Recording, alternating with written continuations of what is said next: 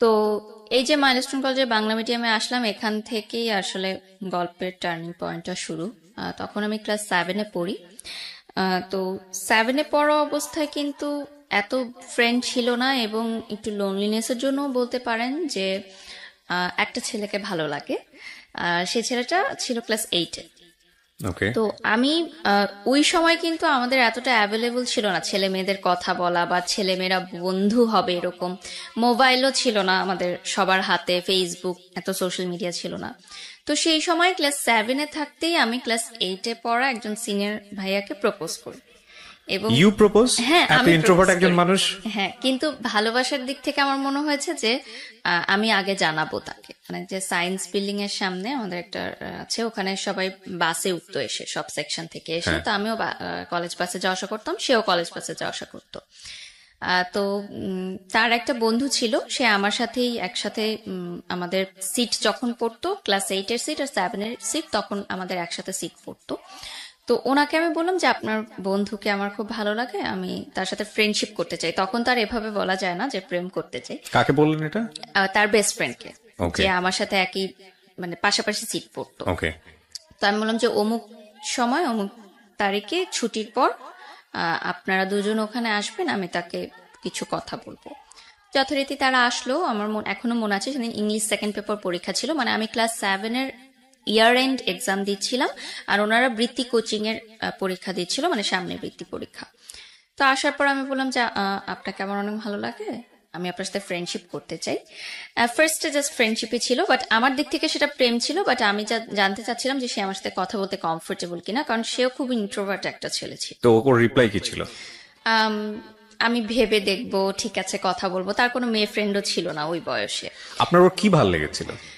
আমার ভালো লেগেছিল যেটা, যে মাইলস্টোনের ছেলেরা সেই সময় অনেক দুষ্ট ছিল আচ্ছা। অন্যান্য কলেজের তুলনায়, এবং অনেক দুষ্টুমি করতো। তো সেই ছেলেটার যে একটা বিষয় ছিল যে একটা ক্যাপ পরে আসতো এবং নিচে তাকিয়ে থাকতো, এবং কোনো দিকে তাকাতো না সে। মানে কোনো মেয়ের দিকেও তাকাতো না, কোনো মেয়ের সাথে কথাও বলতো না। সো এই জিনিসটা আমাকে খুব ক্যাচ করেছে যে ডিফারেন্ট ছিল। একটু ডিফারেন্ট ছিল। এবং আমার মনে হচ্ছে যে আমার সাথে যাই ইন্ট্রোভার্ট, এবং খুব পরিমিত হাসতো, পরিমিত কথা বলতো, এগুলো আমার, তার পার্সোনালিটিটা আমার ভালো লেগেছে। এবং অবশ্যই দেখতে অনেক সুন্দর ছিল। সেটাও একটা, সেই বয়সে আসলে যেটা হয়। দেখতে সুন্দরটাই লাভ এট ফার্স্ট সাইড আর কি। হ্যাঁ। ইভেন আমি যখন তাকে প্রপোজ করি, আমি জানতামও না তার নামটা কি। পরবর্তীতে আমি জানতে পেরেছি তার নাম কি, তার পরিচয় কি, ওকে। এভরিথিং। তো এভাবে কথা হতে থাকে। তখন কিন্তু মোবাইল ফোন যেহেতু ছিল না, টিএনটিতে আমরা প্রেম করতাম। তো কয়েক মাস লাগে তাকে আমার প্রেম ভালোবাসা এই জিনিসটা বোঝাতে। আপনি নিজেও তো বুঝতেন না। বুঝতাম না, কিন্তু ফ্রেন্ডশিপের চেয়ে যে একটু বেশি এটা ভালো লাগাটা, ভালোবাসাটা, এই বিষয়গুলো শেয়ার করা। তো একদিন কথা বলছিলাম এরকম ফোনে, আমার আরেকজন শুনলো, যেহেতু আমরা যৌথ পরিবারে ছিলাম, সে মাকে বলল যে এরকম আমি কথা বলি একজনের সাথে। তো বাসায়ও মারধর, স্বাভাবিকভাবেই। ছেলের বাসায়ও ফোন দিল আমার বাসা থেকে। তো তারপর যেটা সিদ্ধান্ত হলো যে স্কুল থেকে আমাকে বললো যে যদি তুমি ক্লাস 8-এ অ্যাডমিশন নিতে চাও, তোমার ফ্যামিলিকে ডাকতে হবে। যেহেতু এরকম একটা বিষয় জানাজানি হলো, এবং অন্য স্টুডেন্টরাও তখন গিয়ে বলল যে হ্যাঁ আমরা তো জানি ওদের মধ্যে এরকম প্রেম চলছে। মানে তখন কথা লাগায়, এরকম হয় না, যে অন্যরাও এই কথাগুলো বলল। তো সে সময় আমার মনে হলো যে এই স্কুলে আমি আর পড়বো না।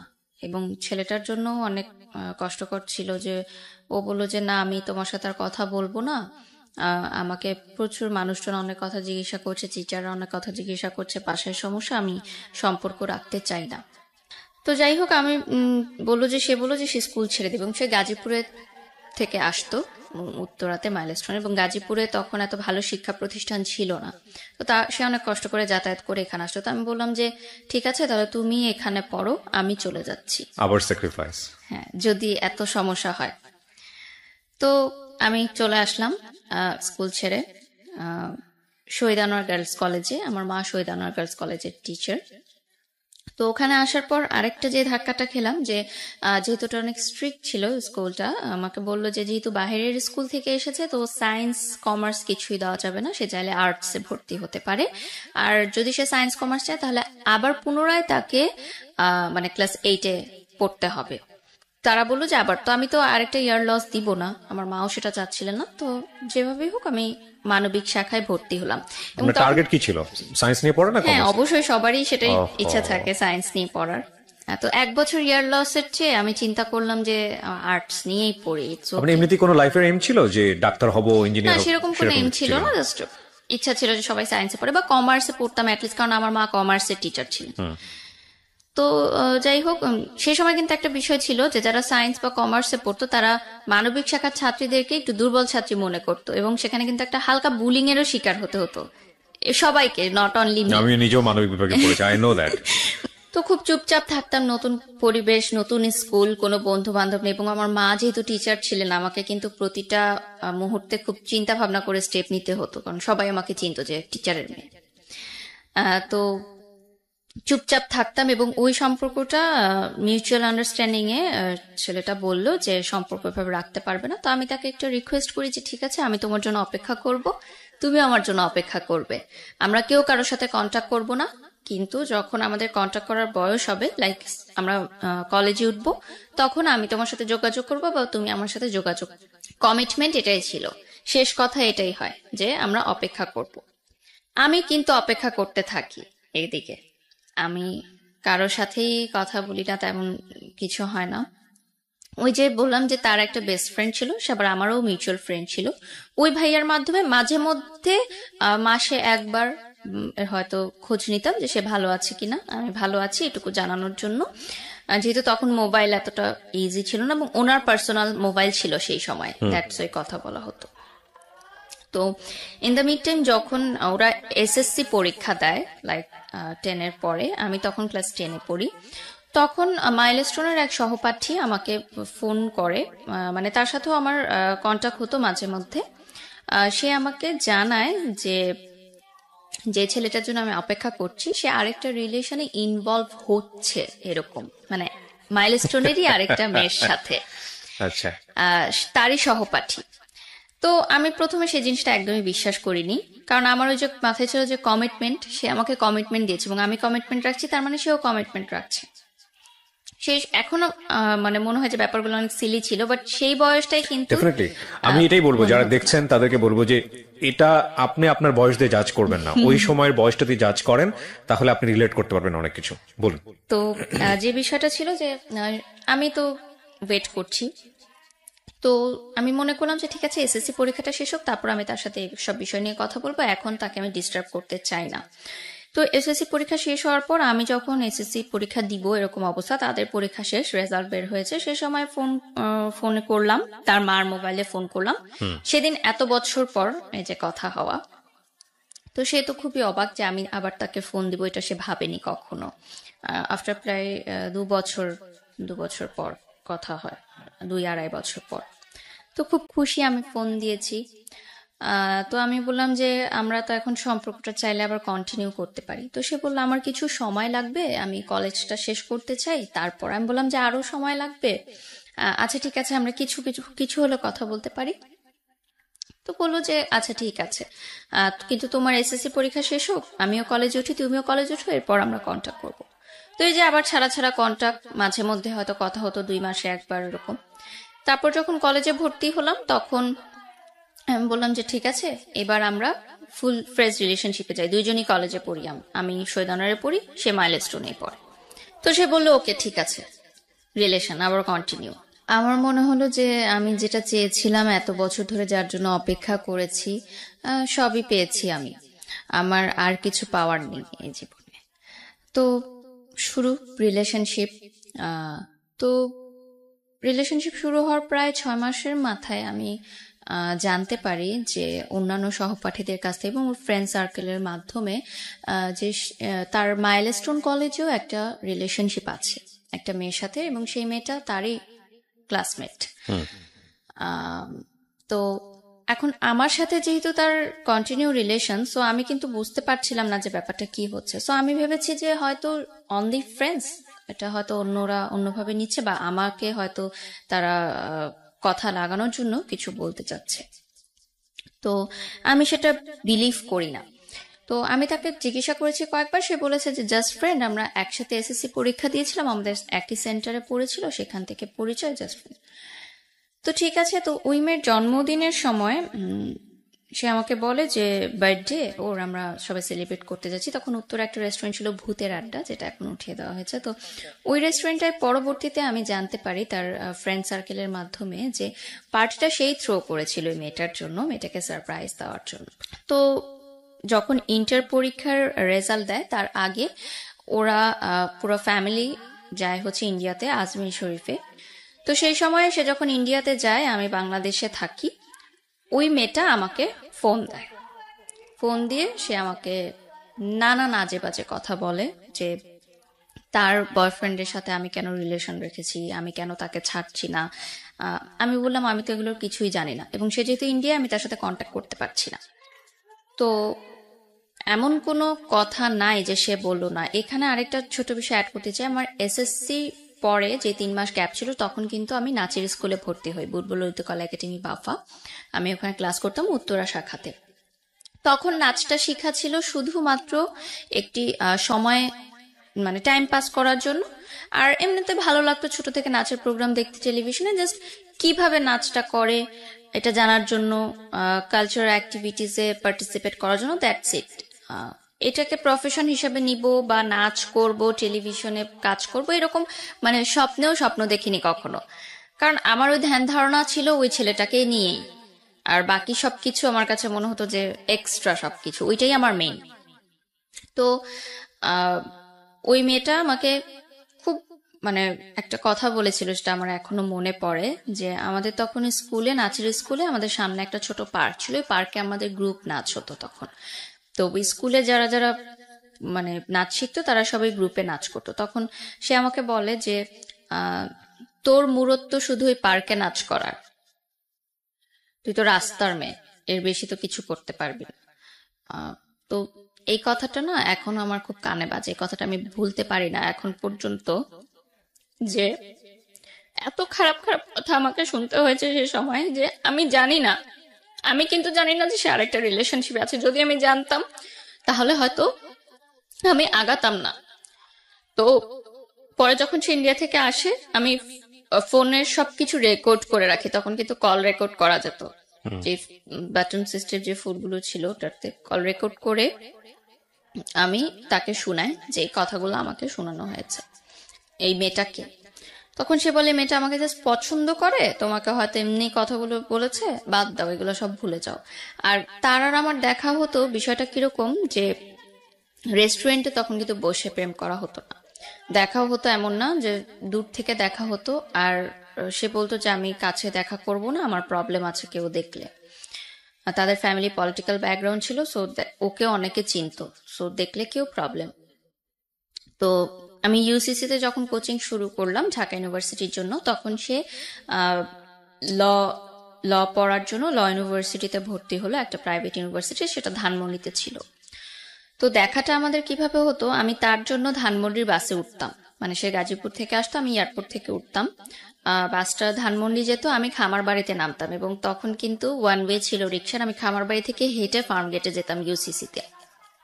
আমি ফার্ম গেটের বাসে উঠতাম না, তার সাথে ওইটুকু পথ যাওয়া, এটাই ছিল আমার জন্য মানে তার সাথে দেখা হওয়া। এবং কোচিং করাটাও কিন্তু এত ইম্পর্টেন্ট ছিল না, তার সাথে দেখা করাটাই ছিল আমার জন্য ইম্পর্টেন্ট। এবং তার বাসটা সংসদ ভবন হয়ে ধানমন্ডি চলে যেত, এবং আমি প্রতিদিন রোদ্রের মধ্যে হেঁটে হেঁটে ফার্ম গেট যেতাম। এটা কিন্তু আমি জানতাম যে তার অন্য কারোর সাথে হয়তো ইনভলভ আছে, বাট আমার কাছে স্বীকার করতো না কখনো। তো তার বিহেভ আস্তে আস্তে একটু চেঞ্জ হতে থাকলো আমার মনে হলো। আগে রাতে কথা বলতো, সারা রাত, রাতে কথাও কমিয়ে দিল, দেখা কমিয়ে দিল, বলতো যে এভাবে প্রতিদিন যাওয়া আসা করে আমার ভালো লাগে না, আমি ফ্রেন্ডদের সাথে যেতে চাই, আমার ফ্রেন্ডরা থাকে ওদের সাথে যেতে। ঠিক আছে, একটা টাইম পরে আমি অনেকগুলো প্রুফ পেলাম যে সে আরেকটা রিলেশনশিপে আছে। বসার পর আমি শুধু তাকে একটা কথাই জিজ্ঞাসা করি ওই সময়, যে আমি আগে পরে কোনো কথাই জানতে চাই না, আমি শুধু জানতে চাই যে তোমার মেয়েটার সাথে শারীরিক সম্পর্ক হয়েছে কিনা, কারণ আমার সাথে তার এরকম কোনো সম্পর্ক ছিল না। যে বললাম যে দূর থেকে দেখা, এটুকুই ছিল আমার ভালোবাসা।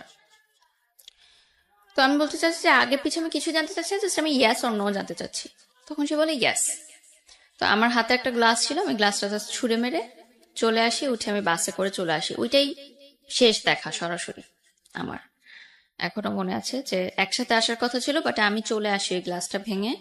সে কিভাবে এসেছে আমি জানি না। তো পুরোটা বাসে আমি কাঁদতে কাঁদতে আসি ফার্ম গেট থেকে এয়ারপোর্ট পর্যন্ত।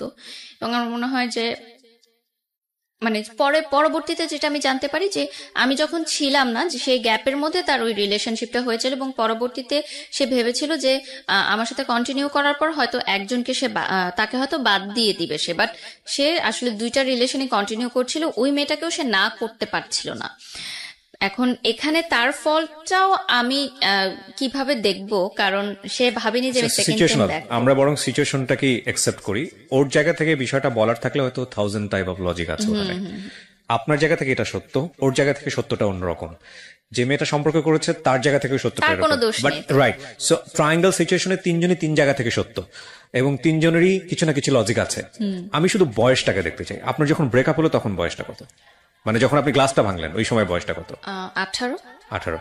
সো 18 এজ, এই এইজে এত যুক্তি দিয়ে প্রেম চলে না, ডেফিনেটলি চলে না। এখানে ফুল অফ ইমোশন, বয়সন্ধিকাল, এবং এখানে আসলে কি হয় মানে এত জাজমেন্টে যাওয়াটা খুব মুশকিল। বরং আমরা আপনার জীবনের ঘটনা থেকে আমরা আমাদের যেন শিক্ষাটা নিতে পারি, আমাদের যেন কিছু না কিছু হলো ওই রকম সিদ্ধান্ত নেবার ক্ষেত্রে যেন সতর্ক হতে পারি, যেটা কারণে আপনি মূলত আজকে এখানে এসেছেন। সো ওই জায়গাগুলোকে আমরা ফোকাস করি। সো প্লিজ ডু নট জাজ হার, কারণ ওনার লাইফে যে ঘটনা ঘটেছে তার চেয়ে ভয়ঙ্করতম ঘটনা অনেকের জীবনে ঘটে। ঠিক আছে, উনি যে সাহস করে আজকে এখানে বলতে এসেছেন নিজেকে হালকা করার জন্য, এইটাকে অ্যাপ্রিসিয়েট করার মতো। তো বলেন তারপর কি হলো? তারপরে আমার মনে হলো যে আমি আসলে তাকে ছাড়া থাকতে পারবো না, যত কষ্টই হোক আমি তার সাথে থাকবো। আমি তাকে বুঝাবো যে তুমি আমার সাথে থাকো, টাইম নাও ওই মেয়েটার থেকে দূরে আসার জন্য। কিন্তু কোনোভাবেই সে আর কি আমার সাথে কন্টাক্ট করে না। তো আমি এতটা মানসিকভাবে ভেঙে পড়ি যে তার ইউনিভার্সিটির সামনে গিয়ে আমি দাঁড়িয়ে থাকতাম ঘন্টার পর ঘন্টা। মানে আপনি ব্রেকআপ করার পরে আপনি ওকে পাওয়ার জন্য পাগলের মতো হয়ে গিয়েছেন? মানে এতটা বেশি ক্রেজি ছিলাম আমি সেই সময় তার জন্য।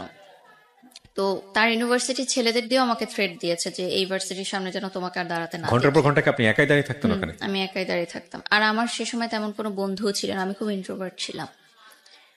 তার বন্ধুদের সাথেও অনেকবার কথা বলার চেষ্টা করলাম, তারা বলল যে দেখো যেহেতু ওরা অনেক কাছাকাছি ছিল একটা সময়, সহপাঠী মানে কি এভরিডে তাদের মিট হতো, দেখা হতো, এবং যেহেতু সহপাঠী ছিল বাসাতেও তাদের অ্যাক্সেস ছিল, ফ্রেন্ড সার্কেল যখন যেত গ্রুপ ওয়াইজ। আমি তো অনেক দূরত্ব ছিল আমাদের মধ্যে, জাস্ট ফোনে কথা হতো।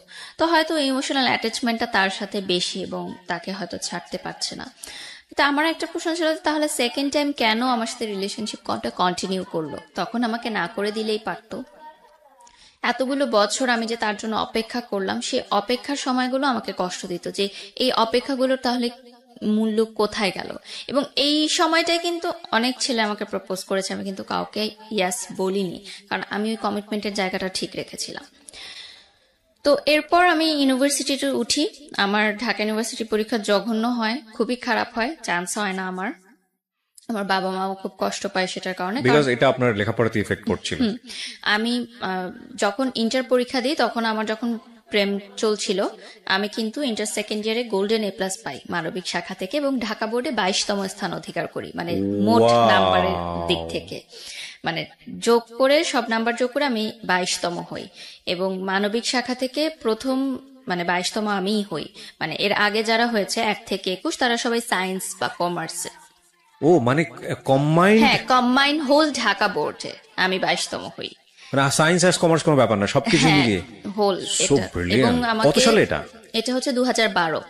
এবং আমাকে গভর্নমেন্ট থেকে কিন্তু প্রতি বছর টাকা দেয়া হতো। ক্যান ইউ ইমাজিন এই মেয়েটা ঢাকা ইউনিভার্সিটিতে চান্স পায়নি জাস্ট বিকজ অফ এই উলালা টাইপ প্রেম। ওকে, তারপর এটাই আসলে লার্নিং এর বিষয়। যারা এখন দেখবে যে পড়াশোনাটা অনেক বেশি ইম্পর্টেন্ট, কারণ জীবনের ক্যারিয়ারটা টোটালি চেঞ্জ হয়ে যায় কিন্তু এই আপনার এই গল্প এখন পর্যন্ত আমাকে মানে এই মোমেন্টটা আমাকে ধাক্কা দিয়েছে। এর আগ পর্যন্ত আমি শুনেছি জীবনে এই ধরনের গল্প বহু শুনেছি, কিন্তু এই যে গা শিউরোটার ফিলিংস আমি খুব কম গল্পেই পাই, এখন উঠেছে। মানে আমার টিচাররা এবং আমার ফ্যামিলি ফ্রেন্ডসরা সবাই চিন্তা করেছিল যে আমি যে কোনো একটা সাবজেক্টে তো পাবোই, মানবিক শাখার কিন্তু অনেক সাবজেক্ট থাকে, এমন না যে আমাকে টপ সাবজেক্ট গুলোতেই পেতে হবে চান্স। তো আমি পুরো এক্সামও দিতে পারিনি, আমি একটু সিক ছিলাম। তো তারপর আমি ভর্তি হই ইন্ডিপেন্ডেন্ট ইউনিভার্সিটি বাংলাদেশ আইবিতে বসুন্ধরা শাখা, এবং ওখানে আমি ফুল স্কলারশিপ নিয়ে ভর্তি হই, মানে আমার কোনো কোন সাবজেক্টে পড়েন? আমি মিডিয়া অ্যান্ড কমিউনিকেশনে ভর্তি হই। ওকে। এবং আমার কোনো টিউশন ফি লাগতো না, ফুল ফ্রি। আমি প্রাইভেট ইউনিভার্সিটিতে পড়তাম, যেহেতু আমার রেজাল্টটা ভালো ছিল। যেহেতু আমি বলেছি আমি মিডল ক্লাস ফ্যামিলির মেয়ে, সো অবভিয়াসলি প্রাইভেট ইউনিভার্সিটির এত খরচ নেওয়াটা সম্ভব ছিল না। তো শুরু হয় আমার নতুন পড়াশোনা সবকিছু।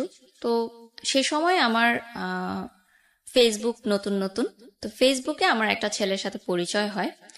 আম, সে সেই ছেলেটা তখন জব করে অলরেডি একটা গার্মেন্টস ফ্যাক্টরিতে, আমার চেয়ে প্রায় 14 বছরের বড়।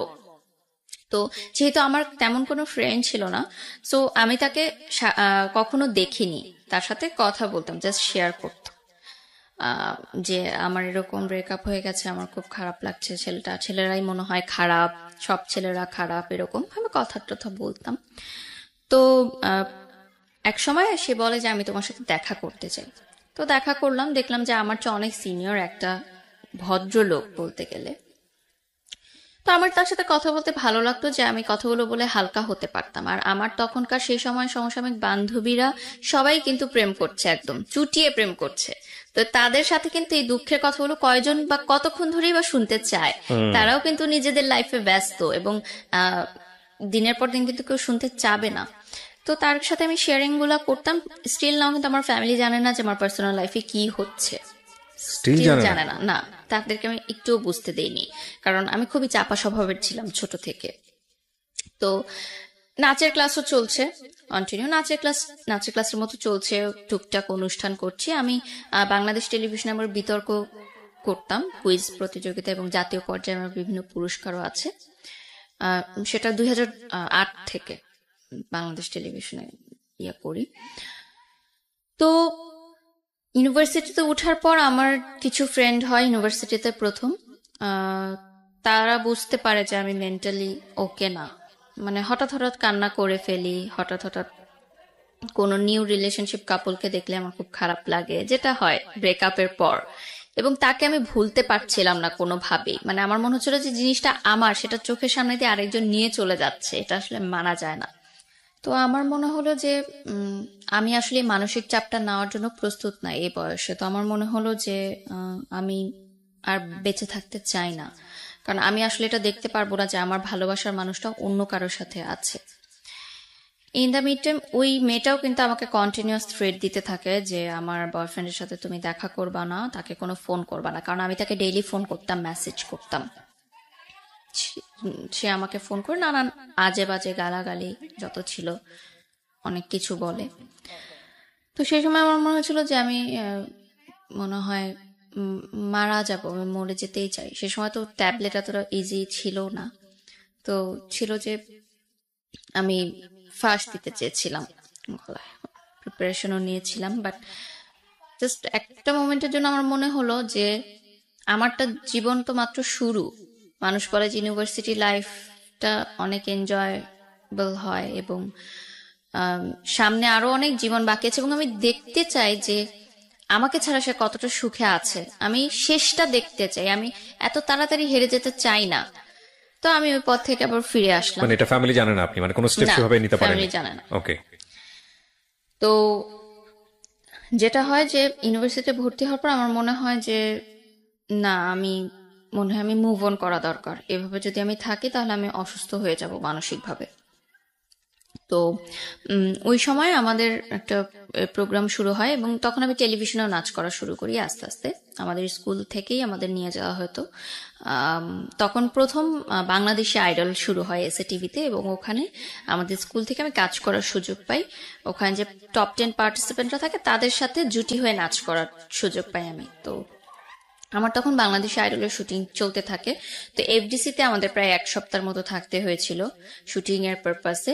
তো সেই সময় দেখা যেত অনেক রাতে শুটিং শেষ হতো, আমাদের আসতে অনেক লেট হয়ে যেত। তখন ওই যে যার সাথে আমি কথা বলতাম, যে বললাম যে ভদ্রলোক, উনি আমাকে নিয়ে যাওয়া আসা করতেন অ্যাজ আ ফ্রেন্ড। গার্মেন্টস এর সেই চাকরি ভদ্রলোক? করেন, মানে উনি মার্চেন্ডাইজার ছিলেন। ওকে। তো উনি আমাকে নিয়ে যাওয়া আসা করতেন, এবং একটা গুড ফ্রেন্ডশিপ আমাদের মধ্যে তৈরি হয়। তো ওই বাংলাদেশ আইডল চলাকালীন সময় সে আমাকে বিয়ের প্রস্তাব দেয়, আচ্ছা, যে সে আমাকে বিয়ে করতে চায়। একটা সময় গিয়ে আমার মনে হলো যে যে আমাকে বিয়ের প্রস্তাব দিয়েছে সে তো সব দিক দিয়ে ঠিকই আছে, ভালোই আছে, এবং আমি যদি বিয়ে করে আরেকটা জায়গায় লাইফ সেটেল করতে পারি তাহলে হয়তো আমি মানসিকভাবে একটু সুস্থ হতে পারবো, মানে এবং মিসিংটা তাকে থাকবে ভুলতে না, এই পারবো। খারাপ লাগাটা থাকবে না। This is the main part of the story. হ্যাঁ, এক্স্যাক্টলি, যে একজনকে ভুলার জন্য আমি আরেকজনকে উপর নির্ভরশীল হতে চাচ্ছি। রাইট। এবং বিয়ে করলে একটা নতুন বাড়িতে আমি যাব, সেখানে এটা অনেক শুধু মানুষের আপনার হবে। পারসেপশন না, কিন্তু এটা কিন্তু আমাদের সমাজের পারসেপশন। অনেক সময় দেখবেন যে মেয়ে কাউকে পছন্দ করেছে, বাবা মা সেটা জেনে ফেলেছে, যত দ্রুত পারো বিয়ে দিয়ে দাও, এবং এই বিয়ে দিয়ে দিলে কি হয়ে গেল, বাস প্রবলেম সলভ। কিন্তু আসলে প্রবলেমের শুরুটা হয় তখন, এবং সেই প্রবলেমটা এত ভয়াবহ হয়, আনথিঙ্কেবল। তবে এইটা যে আসলে সবসময় যে কাজ করে না তাও না, কারণ প্রিমিটিভ অনেকে সুখে থাকে, অনেকেই সুখে থাকে কিন্তু, এবং অনেকে জোর করে দিয়েও একটা পর্যায়ে মানিয়ে নিতে নিতে মোটামুটি সেটেল হয়ে যায়। সুখে থাকাটা আসলে নিজের বিষয়। এবং আরেকটা বিষয় হলো যে ধরেন সংসার জীবনে কেউ সুখী না, কিন্তু দেখা গেল যে হচ্ছে না, দুজনের মধ্যে ম্যাচ হচ্ছে না, ঠিক একটা বাচ্চা নিয়ে নাও, বাচ্চা নিয়ে নিলেও হয়ে যাবে। সামটাইম ইট ওয়ার্কস, যদি কাজ না করে তাহলে এটা ওয়ার্স্ট লাইফ, ডেফিনেটলি ওয়ার্স্ট। ওকে, তারপর কি হলো? তারপরে আমার মনে হলো যে ঠিক আছে, তো আমার বাসায় উনি বিয়ের প্রস্তাব দিল। আমি বললাম ঠিক আছে, আপনি বাসায় ফ্যামিলিগতভাবে কথা বলেন, যদি হয় অ্যারেঞ্জ ম্যারেজ হবে। এবং আমি তাকে ক্লিয়ার করলাম যে আমি কিন্তু আপনাকে ভালোবাসি না, আমি কিন্তু এখনো তাকেই ভালোবাসি, আপনি কি এটা মেনে নিয়ে আমাকে বিয়ে করবেন? তো সে বলে ঠিক আছে, সমস্যা নেই, কারণ সে হয়তো এতটা ম্যাচিউর ছিল সেই বয়সে, সে ডিল করতে পারবে এটা, যে ভেবেছে যে ঠিক আছে, ছোট বাচ্চা মেয়ে বলছে, বিয়ের পর ভুলে যাবে।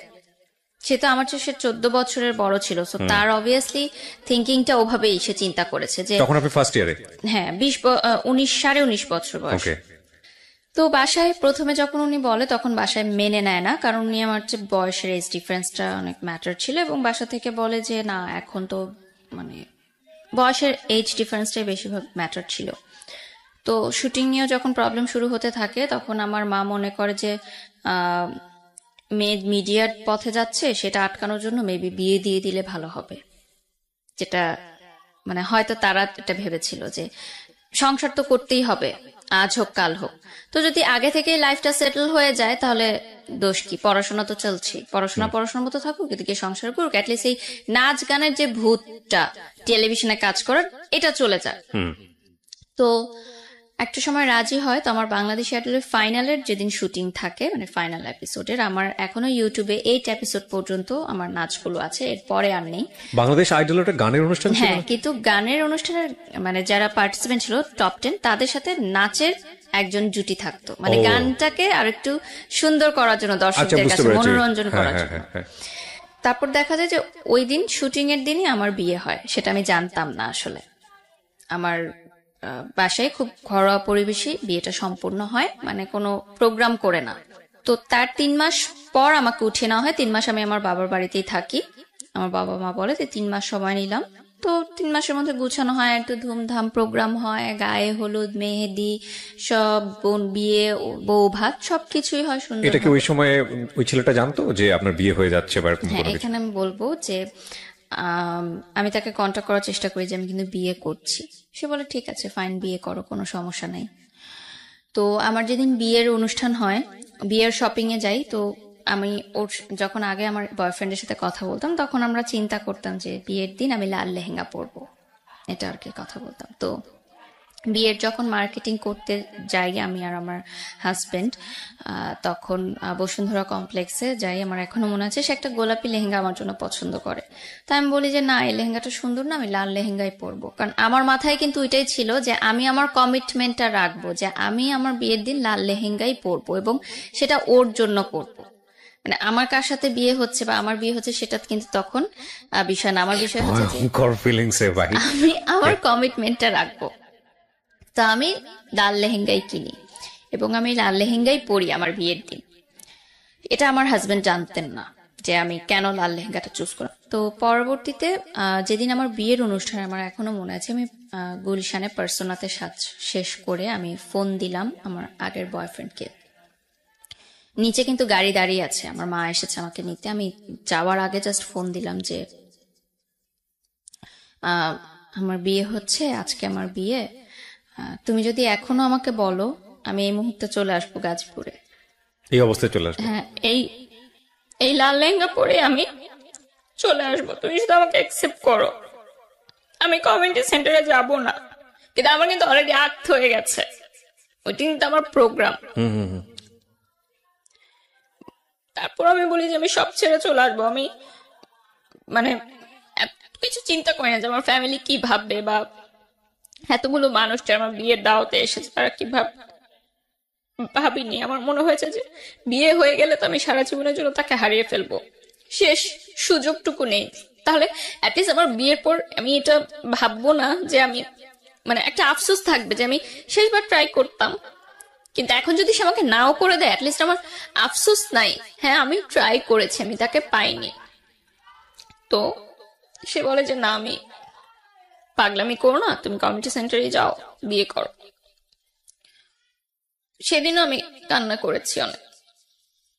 তো যাই, যথারীতি আমার বিয়ের অনুষ্ঠান হয়, বৌভাত হয়, সংসার শুরু করি। আমার সংসারে ছিলেন আমার যা, ননদ, ননাস, দেবর, মানে শ্বশুর শাশুড়ি ছিলেন না, কোনো মুরব্বী ছিলেন না, মুরব্বী বলতে তারাই ছিলেন। এবং এটাও একটা যে আমার হাজবেন্ডের প্রতি আমার ফিলিংসটা গ্রো করে, যে যেহেতু তার বাবা মা নেই, সে সবসময় বলতেন যে মানে তার বাবা মার কবরস্থানে একবার আমাকে নিয়ে গেছিলেন দেখাতে, এবং সে বলেছিল যে এখানে আমি তোমাকে বলি যে আমি তোমাকে অনেক ভালোবাসি, আমার বাবা মাকে সাক্ষী রেখে বলছি। তো সেই জিনিসটা আমাকে অনেক বেশি ইমোশনালি অ্যাটাচ করে। সে সময় কিন্তু আমার মনে হচ্ছে ঠিক আছে, বিয়ের পর নাচ পছন্দ করতো না আমার শ্বশুর বাড়ির, ওনারা খুবই কনজারভেটিভ ছিলেন, তারা বোরখা পরতেন, আমাকে হিজাব করতে কখনো ওনারা বাধ্য করেননি, কিন্তু নাচ করা যাবে না। তো আমার হাজবেন্ডের কাছে আমি বললাম যে আমার তো নাচ অনেক পছন্দ, কি করব? সে বলছে ঠিক আছে, তুমি টেলিভিশনে বা মঞ্চে কোনো প্রোগ্রাম করতে পারো না, জাস্ট নাচের ক্লাসটা করো, কিন্তু সেটাও শ্বশুর বাড়িতে জানানোর দরকার নেই, সেটা তুমি আমার পারমিশন নিয়ে করো। তো আমি জাস্ট নাচের ক্লাস করতাম, বাট তখন এগুলো আমার কাছে কোনো ম্যাটার করতো না। তো আমার মনে হয়েছে যে আমার লাইফ হবে আর 10টা মেয়ের মধ্যেই, আমার বিয়ে হয়ে গেছে, বাচ্চা হবে, একটা সংসার হবে, দ্যাটস ইট। মানে নাচ করব, মিডিয়ায় কাজ করব, সাজবো, এগুলো কখনোই আমার মাথায় ছিল না। আপনি বলতেছেন আর আমি আপনার ওই ক্লাস 7 থেকে মানে এখন যতটুকু বলেছেন ততটুকু পর্যন্ত আমি মাথার মধ্যে আমি যোগ বিয়োগ করতেছি।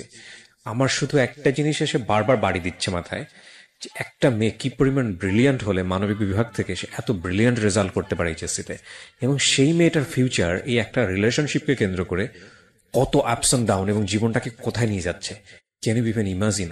আমার মনে হয় এই এপিসোডটাকে মানে সার্বজনীন এপিসোড করা উচিত, ক্লাস 5-6 এর পড়ুয়া বাচ্চা থেকে শুরু করে সবারই শোনা উচিত, যে একটা ভুল সম্পর্ক বা ইমোশনালি আসলে ফল ইন হওয়া, এবং ফল ইন হলে কতটুকু হতে হয়, আর ফল ইন হলে হওয়া উচিত না হলে কোন পর্যন্ত নিতে হয়, সেটা ক্যারিয়ারের উপর আসলে কি হয়, শিক্ষার উপর আসলে কি হয়।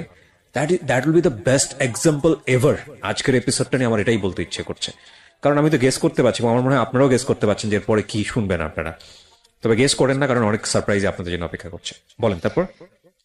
আরেকটা বিষয় ছিল যে আমি অন্য সাবজেক্টেও পড়তে পারতাম, আমাকে আমার আইইউবি থেকে বলেছিল যে ল, ইকোনমিক্স, ইংলিশ পড়তে, কারণ কিন্তু তখন আমার মানসিকভাবে এতটা আমি ভেঙে পড়েছিলাম যে আমার মনে হচ্ছিল যে এই সাবজেক্টগুলো নিয়ে পড়াটা আমার জন্য অনেক ডিফিকাল্ট হবে। সো এই জন্য মিডিয়া অ্যান্ড কমিউনিকেশন সিলেক্ট করলাম, কারণ এখানে কিন্তু অনেক ক্রিয়েটিভ রাইটিংস থাকে, এবং আমি আগে থেকেই খুব creative writings. With due respect, আমি আপনার ফ্যামিলিকে রেসপেক্ট করে কিছু কথা বলতে চাই। একটা যেটা হচ্ছে যে আপনি ইন্ট্রোভার্ট ছিলেন, শেয়ার করছেন না কারোর সঙ্গে, কিন্তু আপনার যেই পরিবর্তনগুলো, ক্যারিয়ারিস্টিক যে পরিবর্তনগুলো, এডুকেশনের যে পরিবর্তন আসতেছে, ধুমধাম করে যে ঘটনাগুলো ঘটে যাচ্ছে, এগুলো তো আপনার বাবা মার সামনেই ঘটছিল। তারা কেন স্টেপ নিচ্ছিল না? তারা কেন আপনার সঙ্গে বসে ফ্রি হচ্ছিল না যে বাবা তুমি শেয়ার করো আমার সঙ্গে কি হচ্ছে? এত ফ্রি না আমার ফ্যামিলি, কখনোই ছিল না এত free. That's your bad luck, definitely bad luck. হয়তো ওকে, হতে পারে। চলেন তারপর কি হলো? বিয়ে হলো। তো বিয়ের পর আমাকে চিটাগং নিয়ে যাওয়া হয়, আমার শ্বশুরবাড়ি চিটাগং ছিল। তো আমি না এত ফাস্ট ফাস্ট সবকিছু হয়েছে, আমি না বুঝতে পারিনি যে বিয়েটা কি জিনিস বা কি হয়েছে, আমার লাইফে কি চেঞ্জটা এসেছে। তো আমার প্রথম তখন আমার ফিল হয়েছে যে যখন আমার বাসার সামনে দিয়ে গাড়িটা চলে যাচ্ছে চিটাগং এর উদ্দেশ্যে, তখন আমার বুকে একটা মোচড় লাগে যে আমি তো আমার বাসায় ঢুকছি না, আমি কেন অন্য কোথাও চলে যাচ্ছি, ওই গলিতে ঢুকছি না, আমি সোজা কেন চলে যাচ্ছি। মানে আমার মনে হচ্ছে যে আমি এটা কি করলাম। মানে তখন আমি ফার্স্ট বুঝতে পেরেছি যে আমার লাইফ চেঞ্জ হয়ে গেছে। তো চিটাগং যাওয়ার পর আমাদের ভালো সময় কাটে, কিন্তু একটা বিষয় যে তার পরিবার আমাকে কিন্তু মেনে নেয়নি কখনো। কিন্তু তার মানে আমার হাজবেন্ডের ফ্যামিলি, মানে আমার শ্বশুর বাড়ি চেয়েছিল যে তাদের পছন্দের কোনো মেয়ের সাথেই তার বিয়েটা হোক, এবং তাদের ফ্যামিলিতে এরকম মানে প্রাইভেট ইউনিভার্সিটিতে পড়াশোনা করে, নাচ করে, হিজাব পরে না, এরকম মেয়ে আসলে তারা কখনোই মানে তাদের Mentally accept করেনি। পছন্দনীয় ছিল না। তাদের পছন্দ ছিল যে এরকম ইন্টার পাস করা কোনো মেয়ে ঘরে থাকবে, ঘরের কাজ করবে, হিজাব পরবে, বোরখা পরবে। আরো 10টা ফ্যামিলি যেরকম চিন্তা করে মিডল ক্লাস ফ্যামিলি, তাদের পার্সপেক্টিভ থেকে ইটস ওকে। তো একটা সময় গিয়ে পর আমার শ্বশুর বাড়ি থেকে জানাজানি হলো যে আমি নাচের ক্লাস কন্টিনিউ করছি। তো সেখানে আমার জামাইকে বলা হলো যে নাচের ক্লাস সে কন্টিনিউ করতে পারবে না। তো আমার হাজবেন্ড বললো যে নাচ করা যাবে না, ক্লাসও করা যাবে না, তো বন্ধ, আমার নাচ ওখানেই শেষ। বলে আসলাম বাফায় যে আমি আর আসতে পারবো না স্যার ক্লাস থেকে। আমার গুরুজির কথা এখানে আমি স্মরণ করব, শ্রদ্ধেয় আমিরুল মনি স্যার। উনি আমাকে যথেষ্ট সাপোর্ট করেছেন সব সময়, মানে একদম প্রথম থেকে। মানে নাচের জীবনটা আমার এতটা কষ্ট ছিল যে শেখার চেষ্টা থাকলেও আমার এত বাধা এসেছে যে আমি পরিপূর্ণভাবে শিক্ষাটা নিতে পারিনি নাচের ব্যাপারে। মানে অনেক কিছু এখনো আমি তাল লয়গুলো ক্যাচ করতে পারি না, বাধা বাধা হয়ে তো আমার শিক্ষাটা হয়েছে। তো আমার যখন নাচ নিয়ে বাসায় প্রবলেম হচ্ছিল তখন কিন্তু আমাকে বাসা থেকে, মানে বিয়ের আগের কথা বলছি, আমি এটা অ্যাড করছি, যে তখন কিন্তু আমাকে অফ করে দেওয়া হয়েছিল নাচের প্রোগ্রামটা, অফ করে দেওয়া হয়েছিল নাচের ক্লাসটা। তখন আমি বাসায় না জানিয়ে নাচের ক্লাস করতে যেতাম, এবং আমার টিফিনের টাকা বাঁচিয়ে আমি বাফার 300 টাকা ছিল তখন বেতন, সে 300 টাকা দিতাম।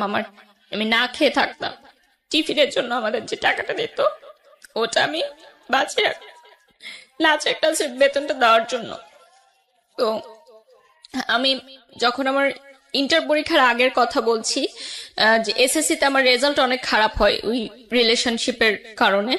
তো ইন্টার সেকেন্ড ইয়ার আগে আমার ফ্যামিলি থেকে বলে যে নাচটা এখন অফ রাখো, কারণ তোমার সামনে বোর্ড পরীক্ষা। বাট তখন আমি নাচটা কন্টিনিউ রাখি, এবং আমি মানে কলেজ ড্রেস পরে আমি নাচের ক্লাসে যেতাম, মানে প্রাইভেট পড়ার নাম দিয়ে মিথ্যা কথা বলে যেতাম। তখন আমার গুরুজি আমাকে বলেছিলেন যে তুমি একদিন অনেক বড় কিছু করতে পারবা। মানে এত নাচ শেখার জন্য যে এতটা ইচ্ছা, এটা আসলে সবার মধ্যে দেখা যায় না। তো ওই সময় যখন আমার নাচটা বন্ধ হয়ে গেল, তখন আমার গুরুজি বললেন যে ঠিক আছে, সমস্যা নাই, বিয়ে হয়েছে, সংসার করো, পরে কখনো নাচ শেখা আবার শুরু করো, নাচ শেখার তো কোনো বয়সের শেষ নাই। বাট হাজবেন্ড যেটা বলে সেটা শোনা উচিত। তো শেষ হয়ে গেল আমার নাচের লাইফ, শুধুমাত্র পড়াশোনা। তো একটা সময় গিয়ে দেখা গেল যে আমি অ্যাক্সিডেন্টলি কনসিভ করি ওকে। বিয়ের পরই। তো কনসিভ করার পর আমার মা বিয়ের আগেই বলে দিয়েছিল যে আমি বিয়ে দিচ্ছি তোমাকে, মানে আমার মেয়ের সাথে, কিন্তু আমার মেয়ের পড়াশোনায় কোনো হ্যাম্পার হওয়া যাবে না। যখন আমি দেখলাম যে আমি কনসিভ করেছি অ্যাক্সিডেন্টলি, তখন আমার হাজবেন্ড বলল যে এখন যদি আমি মানে কনসিভ করি তাহলে তো আমার সেমিস্টারটা ড্রপ করবে, তার মানে আমার পড়াশোনা কিন্তু একদমই স্টপ হয়ে যাচ্ছে। তো উনি ডিসাইড করলেন যে আমরা বাচ্চাটা রাখবো না। এটা আমার সিদ্ধান্ত ছিল না, কারণ ওই সময় আমি কিন্তু ইমোশনাল ছিলাম এবং আমি কিন্তু রাখতে চেয়েছিলাম বাচ্চাটা। সে বললো যে আমরা এটা নিব না, কারণ তোমার মা আমাকে অনেক আশা করে তোমাকে দিয়েছে, তো আমি যদি এখন তার কথাটা না রাখি এটা ভালো দেখায় না, আর আমি এখনো প্রিপেয়ার্ড না। তো ওই বয়সে যখন আমি ফার্স্ট প্রেগনেন্ট হলাম, সেদিন থেকে প্রথম আমি আমার এক্স বয়ফ্রেন্ডকে ফোন দেওয়াটা অফ করে দিই। আচ্ছা। কারণ আমার ভেতরে একটা অন্যরকম একটা ফিলিংস কাজ করা শুরু করে। মানে কিছুদিন, জাস্ট এক সপ্তাহ আমরা সময় নিয়েছিলাম ভাবার যে আমরা এটা কি করব, মানে আমরা কি মেন্টালি প্রিপেয়ার্ড এই বেবিটার জন্য নাকি না। তো সেই এক সপ্তাহের মধ্যে আমার মানসিকতা টোটালি চেঞ্জ হয়ে যায় যে না, আমার লাইফ চেঞ্জ হয়ে গেছে, আমি আরেকজনের বাচ্চার মা হচ্ছি, সো আমি তাকে ফোন দিব না আর, এটা তাহলে আমার বাচ্চার সাথে অন্যায় করা হবে। সেদিন থেকে আমি ডিসিশন নেই যে আমি তার সাথে আর কোনো কন্ট্যাক্ট করব না, এবং আমি কন্ট্যাক্ট করিও না, টোটালি অফ করে দিই। তো আমার হাজব্যান্ড একটু রাগে ছিলেন প্রথম থেকেই, অফিসের প্রেশারে থাকতেন, এই জন্য হয়তো রাগ করতেন। তো আমি একদিন প্রথম বলি যে আমাদের ইউনিভার্সিটি তখন ফ্ল্যাশ মবের একটা ট্রেন্ড শুরু হয়। তো ফ্ল্যাশ মবে আমাকে, যেহেতু আমি নাচ নাচ করতাম, এটা জানতো ইউনিভার্সিটিতে অনেকে, তো তারা বলে যে ফ্ল্যাশ মবে আমি সামনে দাঁড়াবো, আমার একটা অ্যাক্ট করতে হবে। তো আমি আমার হাজবেন্ডকে বাসায় বলি। তো সেদিন প্রথম সে আমার গায়ে হাত তোলে। এই নাচকে কেন্দ্র করে? হ্যাঁ, মানে গায়ে হাত তুলে যে নাচ মানা করার পরও কেন তুমি ভার্সিটিতে এটা জানালে, এবং তোমাকে কেন বললো ফ্ল্যাশ মবের জন্য, না তোমাকে বললো কেন, মানে আমি তো মানা করেছি। বিয়ের আগে কি আপনি এই বিষয়গুলো নিয়ে কথা বলেনি তার সঙ্গে, যে আমার নাচ বা আমার অন্যান্য জায়গাগুলো না, এগুলো, এত ফাস্ট ফাস্ট সবকিছু হয়েছে যে মানে আপনি এই বিষয়গুলো নিয়ে কথা বলতে পারেন? কথাগুলো হয়নি, বাট তখন এই বিষয়গুলো উঠেনি আসলে। তার পরিবারে যাওয়ার পর আমি বুঝতে পেরেছি, বা তার পরিবার থেকে আমাকে বলেছে যে এরকম করা যাবে না। তো যেদিন ফ্ল্যাশ মবের রেকর্ডিং হয় সবাই রেডি ছিল। তো আমার ফ্রেন্ডরা, আমার ইউনিভার্সিটির ফ্রেন্ডরা আমাকে সমানে ফোন দিচ্ছে যে দোস্ত তুই কই, সবাই তো তোর জন্য ওয়েট করতেছে। তো আমি বলছি আমি একটু অসুস্থ, আমি আসতে পারবো না, কারণ আমি এই ডোমেস্টিক ভায়োলেন্সের বিষয়গুলো আমি তো অবভিয়াসলি ইউনিভার্সিটির ফ্রেন্ডদেরকে তখন বলবো না। আমি বলে আমি অসুস্থ, আমি আসতে পারবো। ওই দিন আমার ক্লাস ছিল এবং আমার মনে আছে আমার পরীক্ষাও ছিল, আমি অ্যাটেন্ড করিনি। শুধুমাত্র কারণ আমি অ্যাটেন্ড করলে আমাকে তো ফ্ল্যাশ মবে অ্যাটেন্ড করতে হবে এবং আমাকে বলতে তো হবে যে আমি কেন করছি না। তো আমি যাইনি ওই দিন ইউনিভার্সিটিতে। ওই দিন থেকে শুরু হয় আমার ডোমেস্টিক ভায়োলেন্সের যে বিষয়টা। তো এরপর থেকে আমার শ্বশুর বাড়ি থেকে নানানভাবে আমাকে বিভিন্ন কথাবার্তায় মানসিক নির্যাতন করা হতো, বিভিন্ন ছোটখাটো কথাতেই। যে যেহেতু রান্না পারতাম না, আমি ট্রাই করতাম, বাট ওই বয়সটা তো অতটা আমি পারতাম না হয়তো, বা এত কিছু বুঝতাম না যে কার সামনে কি বলতে হবে বা কিরকম। তো এই বিষয়গুলো নিয়ে আমার শ্বশুর বাড়িতে অনেক কমপ্লেন ছিল আমার নামে। এবং বিয়ের বিয়ের প্রথম দিন সকালবেলা মিষ্টি জাতীয় কিছু মনে হয় বানাতে হয়, এটা আমার জানা ছিল না। করেন লাগে, মানে সত্যি করতে হয়? হ্যাঁ, করতে হয় নাকি, হয়তো এটা দেশ ওয়াইজ হয়তো ডিফারেন্ট থাকে, চিটাং এ হয়তো বা আচ্ছা, অন্য আচ্ছা। কোনো ইয়েতে, বা এটা তো অনেকের ফ্যামিলি ট্র্যাডিশন থাকে। তা আমি সেরকম যেহেতু কিছু করিনি, আমি এই জন্য হয়তো অনেক সময় কথা আমাকে বলে, মানে they are not happy with me. Okay. এবং তারা আমার ফ্যামিলি নিয়েও অতটা হ্যাপি ছিল না। একটা টাইমে তাদের ফ্যামিলি থেকে একজন বলে, আমি নাম মেনশন করব না, যে এখানে কারণ আমি আমরা এখন পর্যন্ত মেনশন করিনি, রাইট? ইনলস থেকে একজন বলে যে আমার ফ্যামিলি থেকে তো তারা যে সম্পত্তি আছে আমার নামে বা কিছু যদি দেয়, তো সেটাতে তো আমার হাজবেন্ড একটা বিজনেস করতে পারে, কেন সেটা দিচ্ছে না। মানে তারা চাইলেই তো তাদের জামাইকে অ্যাফোর্ড করতে পারে। যদিও আমার ফ্যামিলি মিডল ক্লাস ছিল, তারপরও যে সম্পত্তিগুলো থাকে জমি জমা আসলে বিষয়। তো এই বিষয়টা আমি আমার ফ্যামিলিতে জানাই এবং আমার ফ্যামিলি সেটা মানে বলে যে এটা তো ঠিক না যেটা তারা বলছে আমাকে। তো যাই হোক, এই টাইমের মধ্যেই আমার হাজবেন্ড ফার্স্ট স্ট্রোক করে। স্ট্রোক করে? হ্যাঁ, মাইল্ড স্ট্রোক করে। সেটা একটা মানে কাজের প্রেশারেই হতে পারে, বা ফ্যামিলির প্রেশারেও হতে পারে। হ্যাঁ। আমার সাথে কোনো সমস্যার কারণে না, মানে কোনো ঝামেলার কারণে না। সুস্থ মানুষ ছিল, হঠাৎ রাতে মানে তার হাই প্রেশার ছিল অনেক, এটার কারণে হতো। তো ইউনাইটেড হসপিটালে তাকে নিয়ে যাওয়া হয় এবং সেদিন সে আমার বাসাতেই ছিল, মানে আমার মায়ের বাসাতেই ছিল। আমরা নিয়ে যাই তাকে হসপিটালে। তো আইসিইউতে সে ছিল 2 রাত। তো সেই বয়সে আসলে এত কিছু বুঝে ওঠার আগেই মানে এরকম ছিল যে সে বেঁচে ফিরবে কি না জানি না। আইসিইউতে গেলে যেটা হয় আর কি, এবং স্ট্রোক করেছে সে, এবং খুব ভালোভাবে। আমার এখনো মনে আছে ওই দিন আমি মানে ইউনাইটেডের আইসিইউ সামনে তো মানে বসার কোনো প্লেস নেই, আমি সিঁড়িতে বসেছিলাম সারা রাত, মানে রাত 12:30 1টার দিকে ঘটনা, আমি ভোর পর্যন্ত আমি বসেছিলাম।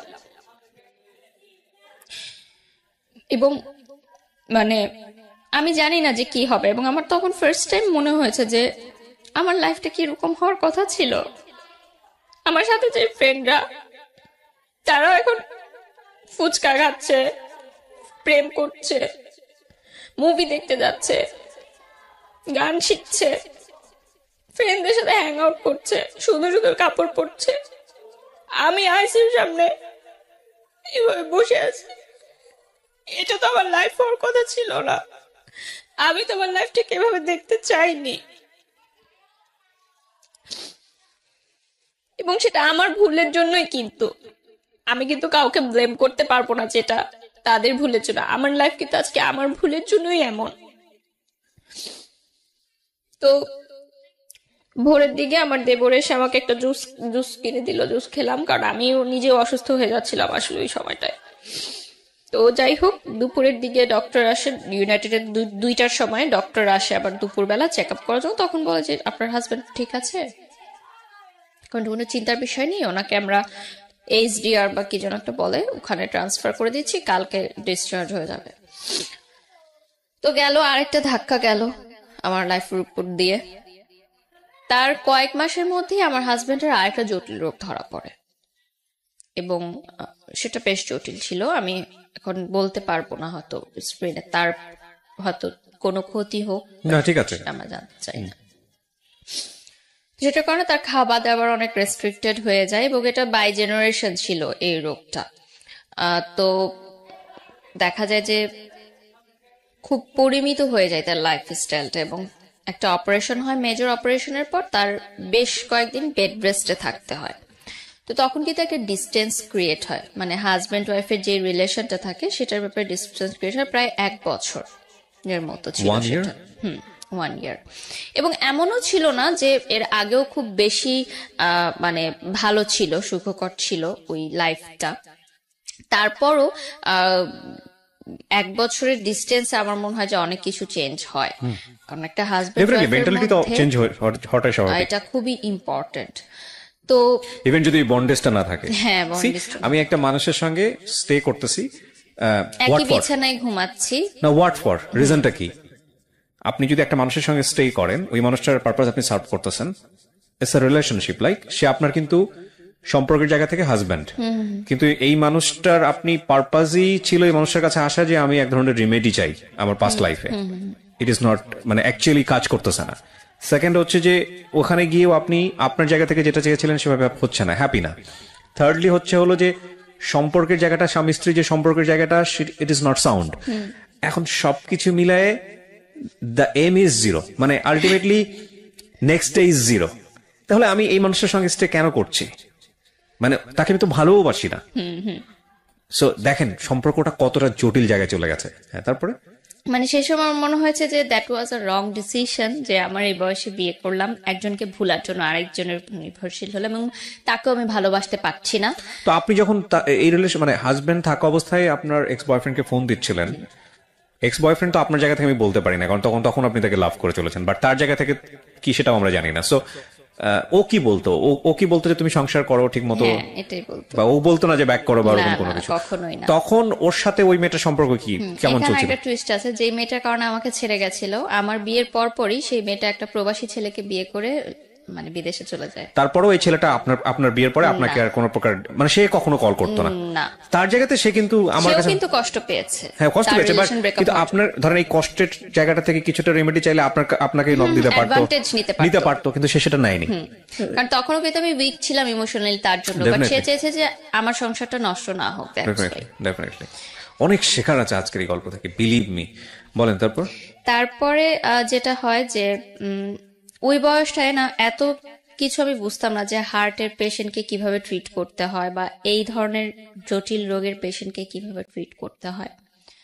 তো যাই হোক, তারপর একটা সময় সিদ্ধান্ত হলো যে আমরা আলাদা থাকবো, মানে আমার ভাসুরের বাসায় একসাথে না থেকে আমরা আলাদা থাকবো, কারণ ওখানে রুমেরও সংকট ছিল এবং তার ছেলেমেয়েরা বড় হয়ে যাচ্ছিল, আমার হাজবেন্ডের এরকম প্রবলেম ছিল, জটিল রোগ ছিল। তো আমরা চেঞ্জ করে নতুন বাসা নিব। তখন আমার হাজবেন্ড বলে যে একা কোনো বাসায় তোমাকে রেখে আমি মানে অফিসে যাব, সেটা আমার জন্য টেনশন হয়।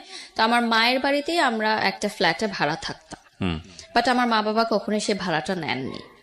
মানে এলাকার মানুষ হয়তো বুঝতো যে ঘর জামাই, কিন্তু আসলে সেটা না। আমার মা নিতেন না, কারণ মা জানতেন যে খুবই লিমিটেড আয় তার, সো এখানে ভাড়াটা কিভাবে নিবে, আমারই তো সন্তান থাকছে। বাট আমার রান্না আলাদা হতো, এবং মা আমার পার্সোনাল লাইফে কোনো ইন্টারফেয়ার করতো না, মানে আমি আমার সংসার একদম টোটালি আলাদাই করতাম, আমার মা আমার মার মতো ছিল। তো ডোমেস্টিক ভায়োলেন্স কিন্তু কন্টিনিউ তখনও। সে একটু সন্দেহ প্রবণ ছিল, মানে আমি যে ইউনিভার্সিটিতে যেতাম, আমার মানে ছেলের বন্ধু ছিল না, কিন্তু আমার গ্রুপ স্টাডিজ এর কারণে প্রাইভেট ইউনিভার্সিটি যেটা হয় যে গ্রুপ করে দেওয়া হয় এবং আমাদের কিন্তু কন্ট্যাক্ট করতে হয় ফেসবুকে বা থ্রুতে। পড়াশোনার কাজেও কিছু ছেলেদের সাথে আমার কথা বলতে হয়, সেটাও তার অতটা পছন্দ ছিল না এবং ওর শ্বশুরবাড়িরও পছন্দ ছিল না যে আমার ছেলেদের সাথে পরিচয় থাকে। তো ওই যে আমার বয়ফ্রেন্ডের একটা বেস্ট ফ্রেন্ড ছিল যার কথা বলছিলাম, তার সাথে কিন্তু আমার কন্টিনিউ সম্পর্ক, কারণ সে আমাকে একটা সময় হেল্প করেছে ইনফরমেশন গুলো দিয়ে, সো তার প্রতি আমি কৃতজ্ঞ। তো সে মালয়েশিয়াতে পড়াশোনা করতে চলে যায় হায়ার স্টাডির জন্য, গ্রাজুয়েশনের জন্য। তো সে এত বছর পর মালয়েশিয়া থেকে যখন ব্যাক করে, সে বলে যে আমরা চলো দেখা করি। তাকে আমি জাস্ট ভাই ডাকতাম এবং সে আমাকে ছোট বোনের মতোই করতো। তো তার সাথে দেখা হয় এত বছর পর, মনে হয় যে আমি মন খুলে কথা বলতে পারছি, আমার কথাগুলো বলতে পারছি। যদি আমার কোনো ফ্রেন্ড ছিল না, আমি বারবার এই কথাটা মেনশন করছি যে ফ্রেন্ড থাকলে হয়তো আমি অনেক কিছু শেয়ার করতে পারতাম এবং অনেক ভুলগুলো আমি শুধরাতে পারতাম। যেহেতু আমি প্রচুর ইন্ট্রোভার্ট ছিলাম, এবং কলেজ চেঞ্জ হওয়ার কারণে, আর আমার সব ফ্রেন্ডরা ইডেনে ভর্তি হয়, আইইউবিতে কেউ ভর্তি হয় না, সো নতুন পরিবেশের কারণে ওটা ফ্রেন্ডশিপটা অতভাবে গড়ে ওঠেনি। তো তারপর যেটা হয় যে আম, আমার শ্বশুরবাড়ি থেকে বলে যে আমি প্রাইভেট ইউনিভার্সিটিতে পড়তে পারবো না, পড়লে আমাকে কোনো সরকারি কলেজে পড়তে হবে। না, কিন্তু আড্ডার জায়গায় ছিলেন আপনি, ছেলেটার সঙ্গে আপনি আড্ডা দিবেন বা হ্যাঁ, দেখা ওটা করবেন। বলছি তো। এই কথাগুলো আমি তাকে বলি যে আমার শ্বশুরবাড়ি থেকে আমার নাচ বন্ধ করে দিয়েছে, এখন আমার পড়াশোনা নিয়েও প্রবলেম করছে। তো ভাইয়া সবসময় বলে যে না, এখন তোমার বিয়ে হয়ে গেছে, এখন তোমাকে অনেক কিছু মেনে চলতে হবে, তুমি এভাবেই চলো। দেখো তোমার শ্বশুরবাড়ি যেভাবে বলে অ্যাডজাস্ট করে চলো, অ্যাডজাস্ট করে চলতে হয়, সব মেয়েদেরই ভাবে চলতে হয়।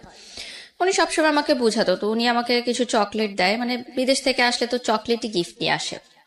তো আমি যখন বাসায় এসে আমার হাজবেন্ডকে বলি যে উনি এসেছিল আমাকে চকলেট গিফট করেছে, তখন ওই যে ডোমেস্টিক ভায়োলেন্স শিকার হই আমি। তো এটা না, আমার কাছে মনে হচ্ছিল যে এটা কেন হচ্ছে, এটা তো আসলে হওয়ার না। আপনার বাবা মা আপনার গায়ে হাত তুলতো কখনো? ওই যে প্রেম করার কারণে তুলেছে, এছাড়া কখনো তুলতেন না। আমার বাবা কখনো তুলেননি, মা তুলতেন। তো সেটা কিন্তু আমার দোষে, ঠিক আছে, বাট ওরকম না। কিন্তু পরবর্তীতে কিন্তু সন্তান কিন্তু সন্তানই, সবাই ছোটবেলায় মার খেয়েছে বাবা মার হাতে, ওইটা কিন্তু ডোমেস্টিক ভায়োলেন্সের পর্যায়ে পড়ে না। যদি না এক্সট্রিম হয় তখন আমরা সেটাকে কিন্তু বলতে কজ পারি। কি ছিল? মানে আপনি ওনার সঙ্গে দেখা করেছেন এই হ্যাঁ, কারণে? দেখা করেছি, এজন্য সন্দেহ করতো আপনাকে? সন্দেহপ্রবণ ছিল।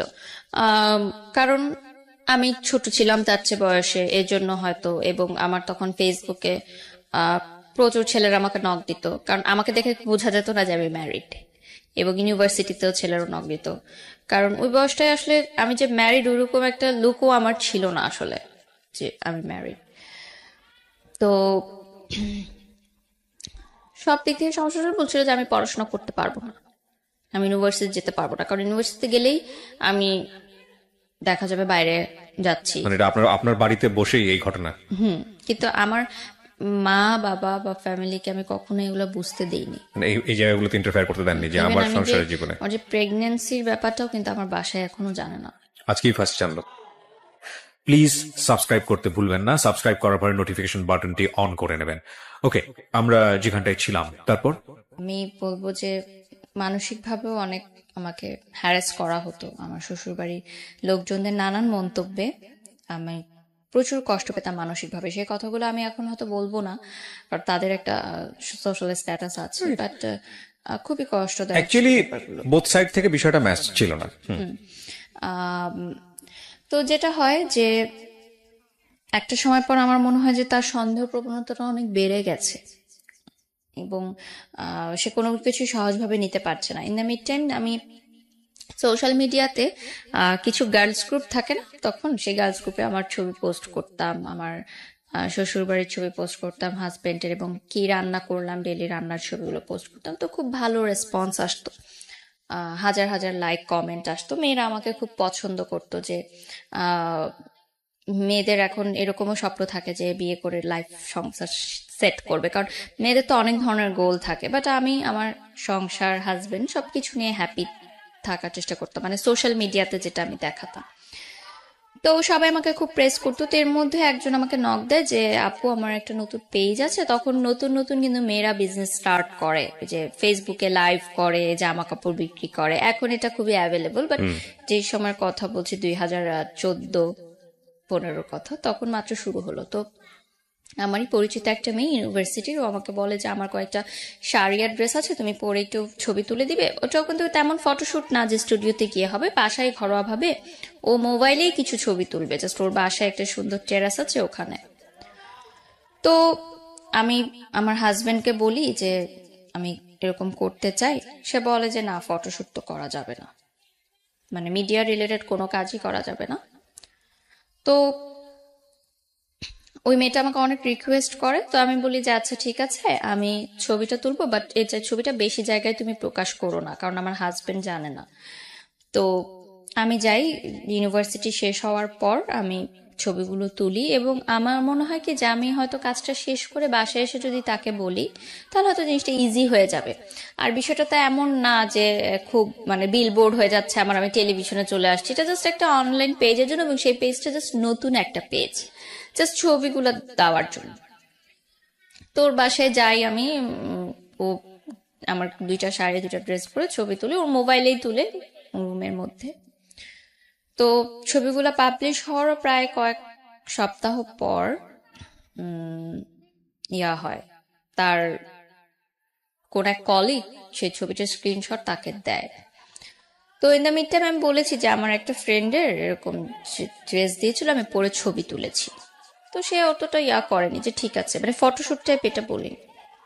তারপর যখন তার কলিগরা একটা ছবি দিল, তারপর ওই যে সেম ডোমেস্টিক ভায়োলেন্স।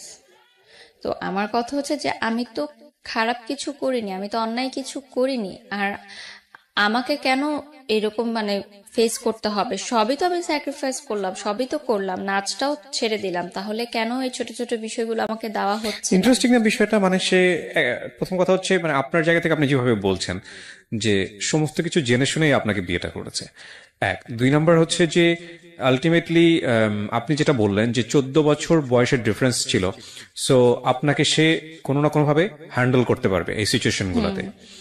সেখানে আপনাকে, আমার যেটা মনে হয়, খুব কমন সেন্সের জায়গা থেকে ফুল লিবার্টি দিয়ে ধীরে ধীরে বুঝিয়ে তার মতো করে গড়ে নেয়া, সেই জায়গাটা না করে বরং ইম্পোজ করছে, হ্যাঁ, এবং চাপাচাপি করছে, তখন তো আর বিষয়টা মানে কষ্টটা আরো বেড়ে যাওয়ার কথা, তাই না, সব দিক থেকেই। একদিন এরকম হচ্ছিল, তো আমার মা সামহাও এই ফ্ল্যাটে আসে হয়তো আমাদেরকে ডাকতে। তো গেটটা খোলা ছিল, তো সে দেখে যে আমার হাজবেন্ড এটা করছে। গায়ে হাত তুলছে। ওই দিনই আর কি সেপারেশনটা হয় আমাদের। ও, আমার মা বলে যে হোয়াট ইজ দিস, মানে ওইটা ওই দিন আমার ফার্স্ট আমার মা দেখে যে এগুলো হচ্ছে ঘরের ভিতর, বাট সে জানে না। তো আমার মা বলে যে তুমি বের হয়ে যাও বাসা থেকে। মানে স্বাভাবিকভাবে একটা মা কখনোই এটা দেখতে পারবে না যে তার সন্তান এরকম কিছু একটা হ্যারাসের শিকার হচ্ছে, সে বলতে পারছে না। তো আমার হাজবেন্ড বলে যে সংসার করব না, তো চলে যায়। সেদিন প্রথম সেপারেশনটা শুরু হয়, মানে রোজার আগ আগ দিয়ে এই ঘটনাটা। তো আমি ভাবি যে ঠিক আছে, রাগ হয়েছে, আবার ফিরে আসবে। তখনও পর্যন্ত কিন্তু ডিভোর্স বা সেপারেশন এই ধরনের কোনো কিছু আমার মাথায় নেই, আমার ফ্যামিলির মাথায় নেই, কারণ বিয়ে হয়ে গেছে তো হয়ে গেছে। এখানে আর কোনো সেকেন্ড থটস নাই। মার খেলেও তোমাকে থাকতে হবে এই ঘরে, এবং হোয়াট এভার ইট ইজ তোমাকে এইখানেই থাকতে হবে, যেটা আমার না, বাংলাদেশের বেশিরভাগ মেয়েদেরই এটাই মানসিকতা। এবং আমি তো দেখি এখন, যেহেতু আমি সোশ্যাল মিডিয়াতে অনেক অ্যাক্টিভ, দেখি যে আমাদের বাংলাদেশে হাজার হাজার ঘরে মেয়েরা ডোমেস্টিক ভায়োলেন্সের শিকার হয়, এবং তারা কিছু বলতে পারে না, দ্যাটস ওয়াই তারা সেটা মুখ বুজে সহ্য করে। এবং আরেকটা কথা যে ইকোনমিক্যাল ডিপেন্ডেন্সি থাকে না তাদের, যেটা সেই সময় আমারও ছিল না, আমি কিন্তু স্টুডেন্ট ছিলাম। আমার হাজবেন্ড যখন চলে যায়, আমার আমার বাসায় আমার এখনো মনে আছে যে আমার ড্রয়ার খুলে দেখে আমি 10 টাকার নোট আছে শুধুমাত্র, আর কোনো টাকা নেই আমার কাছে, এবং আমার তো কোনো ইনকাম নাই সেই মুহূর্তে। আর একটা মেয়ে হচ্ছে হাজবেন্ডের চলে যাওয়ার পর বাবা মার কাছে মানে টাকা চাওয়াটা যে কতটা কষ্টের, মানে ওটার চেয়ে ভালো হয় যে দুইটা মাটি ফাঁক হয়ে যাক, আমি নিচে চলে যাই। মানে যারা এইটার কখনো সম্মুখীন হয়েছেন তারা হয়তো বুঝতে পারবেন, এখন হয়তো ভাবছে যে মা বাবার কাছে তো টাকা চাওয়াই যায়, কিন্তু সংসার ভেঙে আমি কিন্তু আরেকজনের বাসায় চলে গেছি, এবং মেয়েরা কিন্তু পরের ঘরের হয় সবসময়। সেই ঘরটা ভেঙে যখন আমি আসি, তখন কিন্তু আমার বাবা মার কাছে টাকা চাওয়াটা কিন্তু এতটা ইজি না কারোর জন্য। যদি সেটাই হতো তাহলে কিন্তু আমাদের বাংলাদেশের মেয়েরা বা সারা বিশ্বে যারা হ্যারাসমেন্টের শিকার হচ্ছে তারা কিন্তু প্রতিবাদ করতো, যদিও এখন অনেক বেড়েছে এটা, বাট তারপরে মিডল ক্লাস বা লোয়ার মিডল ক্লাস ওরা এখনো পারে না, শুধুমাত্র তাদের ইকোনমিক্যাল সাপোর্টটা নাই বলে। তো সেপারেশনের পর সে আমার সাথে কোনো কন্ট্যাক্ট করে না। দিনের পর দিন চলে যায়, মাসের পর মাস চলে যায়, সে কোনো কন্ট্যাক্ট করে না। এবং আমি কিন্তু স্টিল ওই ফ্ল্যাটে আছি এবং আমি ট্রমাটাইজড হয়ে গেছি একা থাকতে থাকতে, কারণ আমি একা থাকতে খুব ভয় পেতাম ছোটবেলা থেকে। আমি আমার ভাইয়ের সাথে শেয়ারের রুমে থাকতাম, বা বিয়ের পর কখনোই আমার হাজবেন্ডের থেকে আলাদা আমি থাকিনি। সো হঠাৎ করে ওই ফ্ল্যাটে একা থাকাটা কিন্তু আমার জন্য একটা খুব মানসিক চাপ, ট্রমাটাইজড হয়ে গেছি আমি। সো আমার মা আমাকে 1 মাস পর নিয়ে আসলো তার ফ্ল্যাটে, যে ওখানে আর থাকার দরকার নেই, ফ্ল্যাটটা তালা দিয়ে দাও, দরকার নেই ওখানে থাকার, সে আসলে আবার তুমি করো। তো আমি তার সাথে প্রচুর কন্ট্যাক্ট করার ট্রাই করি, প্রতিদিনই কন্ট্যাক্ট করার ট্রাই করি, বাট না সে আমার ফোন ধরে, না মেসেজের রিপ্লাই দেয়। ইভেন তার ফ্যামিলি মেম্বার্সরাও একটা মানুষ আমাকে ফোন দেয়নি, আমার ফ্যামিলিকে ফোন দেয়নি। মানে জিনিসটা খুব অবাক না? কেউ বললে হয়তো বিশ্বাস করবে না যে একটা স্বামী স্ত্রীর ঝগড়া হলে কিন্তু শ্বশুরবাড়ি থেকেই আগে ফোনটা আসে, যে কি হয়েছে তোমাদের, আমাদেরকে বলো, কি সমস্যার সমাধান করি আমরা, বা না করি কি হবে। আমার মাও খুব অবাক হয়েছে ওই সময়, যে একটা মানুষ পর্যন্ত ফোন দিল না আমাদেরকে, যে এত বড় একটা ঘটনা হয়ে গেল। এবং আমি আমার দেবরের কাছ থেকে জানতে পেরেছি যে সে তাদের সাথেই আছে ওই বাসাতে, এবং তারা এরকম একটা পরিকল্পনা করছে তাকে সেকেন্ড ম্যারেজ দেওয়ার, মানে আরেকটা বিয়ে দেওয়ার, তাদের পছন্দের মেয়ের সাথে, যেহেতু তারা আমাকে পছন্দ করতেন না। আমার সাথে কিন্তু তখন ডিভোর্স হয়নি, সেপারেশন চলছে। তো আমার মাই ফোন দিল, যেহেতু আমরা মেয়ে পক্ষ, আমরাই ফোন দিলাম, ঠিক আছে, যে তাও সংসারটা টিকুক। তো আমার ননাসের সাথে কথা হয় বা ভাবির সাথে কথা হয়, তারা বলে যে এটা তার ব্যাপার পার্সোনাল, আমরা নো কমেন্টস। তাদের কোনো কমেন্টস নাই এই বিষয়ে, তাদের কিছু বলার নাই, এই এই বিষয়টা নিয়ে তাদের কিছু বলার নাই, এটা যা ডিসিশন হবে সে দিবে। তো আমার বাবা মা ফার্স্ট থেকেই আমাদের, মানে বিয়ের পর থেকেই, মানে বিষয়টা কেমন যেন মেনে নিতে পারতো না। আমার মা হয়তো বুঝতো, আমাকে বলতো না যে আই এম নট হ্যাপি। ওই চেহারার একটা গ্লো থাকে না বিয়ের পর যে আসে মেয়েদের, ওই জিনিসটা না আমার কখনো আসেনি। তো আমার মা সামহাও বুঝতে পারতো যে I am not happy, but সে আমাকে কখনো ডাইরেক্ট হয়তো প্রশ্ন করতো না। শুধু একদিনই প্রশ্ন করেছিল, যে আমি অনেকদিন পর শ্বশুরবাড়ি থেকে এসেছিলাম, আমার মানে পুরে আমি কালো হয়ে গেছিলাম। তখন আমার মা জিজ্ঞাসা করেছিল যে তুমি রোদ্রে কোথাও যাও যে এত কালো হলো? তা আমি বলছিলাম যে আমার কাপড়গুলো আমি রোদে দিতে চাই, মানে বালতি ভরে কাপড় রোদে দিতে যেতাম। তো কড়া রোদের কারণে আমার স্কিন পুড়ে যেত, আমার আবার সান লাগলে তাড়াতাড়ি স্কিন পুড়ে যায়। তো তখন আমার মা জাস্ট একটাই কথা বলেছিল যে আমি চাইনি আমার মেয়ের জীবনটা এরকম হোক। মানে এই জন্য তো সে আমাকে পড়াশোনা শিখায়নি আসলে। হ্যাঁ, অবভিয়াসলি উইথ ডিউ রেসপেক্ট, বাসার কাজ যারা করে ইটস ওকে, বাট শুধুমাত্রই যে এইটাই হবে আমার জীবন সেটা সে কখনো চায়। যেহেতু সে একজন কলেজের প্রফেসর, একটি স্বনামধন্য কলেজের প্রফেসর, এবং আমার বাবা বুয়েট থেকে পাশ করা আর্কিটেক্ট। সো আমাদের ফ্যামিলি ব্যাকগ্রাউন্ড কিন্তু ওরকম না যে আমার চাচা ডাক্তার ছিলেন একজন, আমার অন্য চাচা প্রাইভেট টেলিকোম্পানিতে জব করেন, মানে সবাই খুব হাই পজিশনে আছেন। সেই জায়গা থেকে আমি এরকম হলাম। তো তারপরে যেটা হয় যে সেপারেশনের সময়টা আমার খুবই খারাপ কাটে, এবং রোজার মাস চলে আসে। তো আমি বলি ঠিক আছে, আমি তো জানি আমার হাজবেন্ড ওই বাসায় আছে, আমি ইফতার নিয়ে যাব তার জন্য। ইফতারে নিয়ে গেলে আমাকে তো ইফতার করাবে, তখন আমি ইফতারের পর তাকে খুলে বলবো সবকিছু, যে কি সমস্যা, ঠিক আছে তুমি যেভাবে চাও আমি সেভাবেই হবো। এবং আমি ডিসাইড করলাম যে ঠিক আছে আমি বোরখা পরবো, আমি হিজাব পরবো, তা আমার সংসারটা টিকুক। আমি হিজাব পরবো, বোরখা পরবো, দরকার হলে আমি পড়াশোনাও করবো না, আমার দরকার নেই পড়াশোনা করার, আমার এভাবে লাইফ চলছে চলুক, আমি করব, সংসার টিকাবো। তারপরে নিচে যখন গেলাম আমার শ্বশুর বাড়িতে, আমাকে ঢুকতে দিল না বাসায়। তা আমি দারোয়ানকে ইফতারের ভাটিগুলো দিয়ে আমি তার পাশের গুলিতেই ছিলাম, যে হয়তো আমাকে ফোন দিবে, অ্যাটলিস্ট আজানের আগে তো ফোন দিবেই। কারণ আমরা, মানে একটা আননোন পার্সনও যদি ইফতারের সময় আপনার দরজায় আসে, আপনি কি করবেন? তাকে ইফতারি করতে দিবেন, সে যতই খারাপ মানুষ হোক না কেন। আপনি তাকে 1 গ্লাস পানি দিবেন, ইফতার করতে দিবেন রোজা ভাঙার জন্য। মানে এখনো এই যে রমজান মাস চলছে, আমার রোজা রেখে বলতে খুব কষ্ট হচ্ছে, তারপরও বলছি যে রোজার মাসটা আসলেই আমার একদম ভালো লাগে না। সবাই বলে যে সবাই অপেক্ষা করে এই মাসের জন্য, কিন্তু এই এই মাসটা আসলে আমি আমি ভালো থাকতে পারি না। আমার এখনো মনে পড়ে যে উত্তরা হাই স্কুলের উল্টা দিকে যে ফুটপাথটা আছে উত্তরাতে, আমার শ্বশুর বাড়ি ওই ওই সেক্টরে ছিল। আজান দিচ্ছে, আমি তখনও বসা, আমি ফোনের অপেক্ষায় যে আমাকে ফোন করবে, ফোন করেনি। আমি ওখানে বসা, আমার কাছে পানিও নাই, সব দোকানপাট, ওখানে কোন দোকানপাট ছিল না। তো ওই যে বিনামূল্যে ইফতার বিতরণ করে না, তারা এসে আমাকে একটা প্যাকেট দিয়ে গেল এবং তারা গাড়ি দিয়ে যাচ্ছিল, প্যাকেটটা ছুড়ে দিয়েছে, আমাকে এসে দেয়ও নি এমন। দ্যাট টাইম আমার মনে হয়েছে যে আমার লাইফ কোন পর্যায়ে চলে গেছে, যে আমি রাস্তায় বসে আছি, আমাকে ইফতারের প্যাকেট ছুড়ে দিয়ে চলে গেল। মানে আমি কি ভিখারির পর্যায়ে চলে গেলাম? আমার জীবনটা তাহলে কোথায় গেল? এবং আমার হাজবেন্ড, যার সাথে আমি 3-3.5 বছর সংসার করেছি, তার কি একটু বাদলো না যে আমি ইফতারটা করেছি কিনা, আমি পানিটা খেয়েছি কিনা? মানে কি এমন হলো যে এতটা নিষ্ঠুর হয়ে যায় একটা মানুষ? তো আমি জাস্ট পানির বোতল থেকে পানি খাই, আমি ইফতারটা খাই না, আমি চলে যাই বাসায়। বাসায় গিয়ে আমি আমার মাকে বলি যে হ্যাঁ আমি ইফতার করেছি। আমি কিন্তু এগুলো বলি না, বললে আমার মা সেটা নিতে পারবেন না।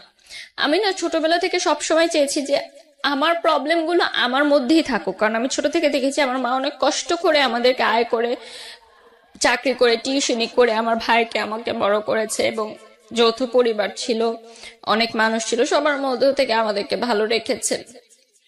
তা আমি চাইনি যে এক্সট্রা কোনো হ্যারাসমেন্ট মানে তাকে হোক, তার কোনো চিন্তা হোক আমাকে নিয়ে এক্সট্রা।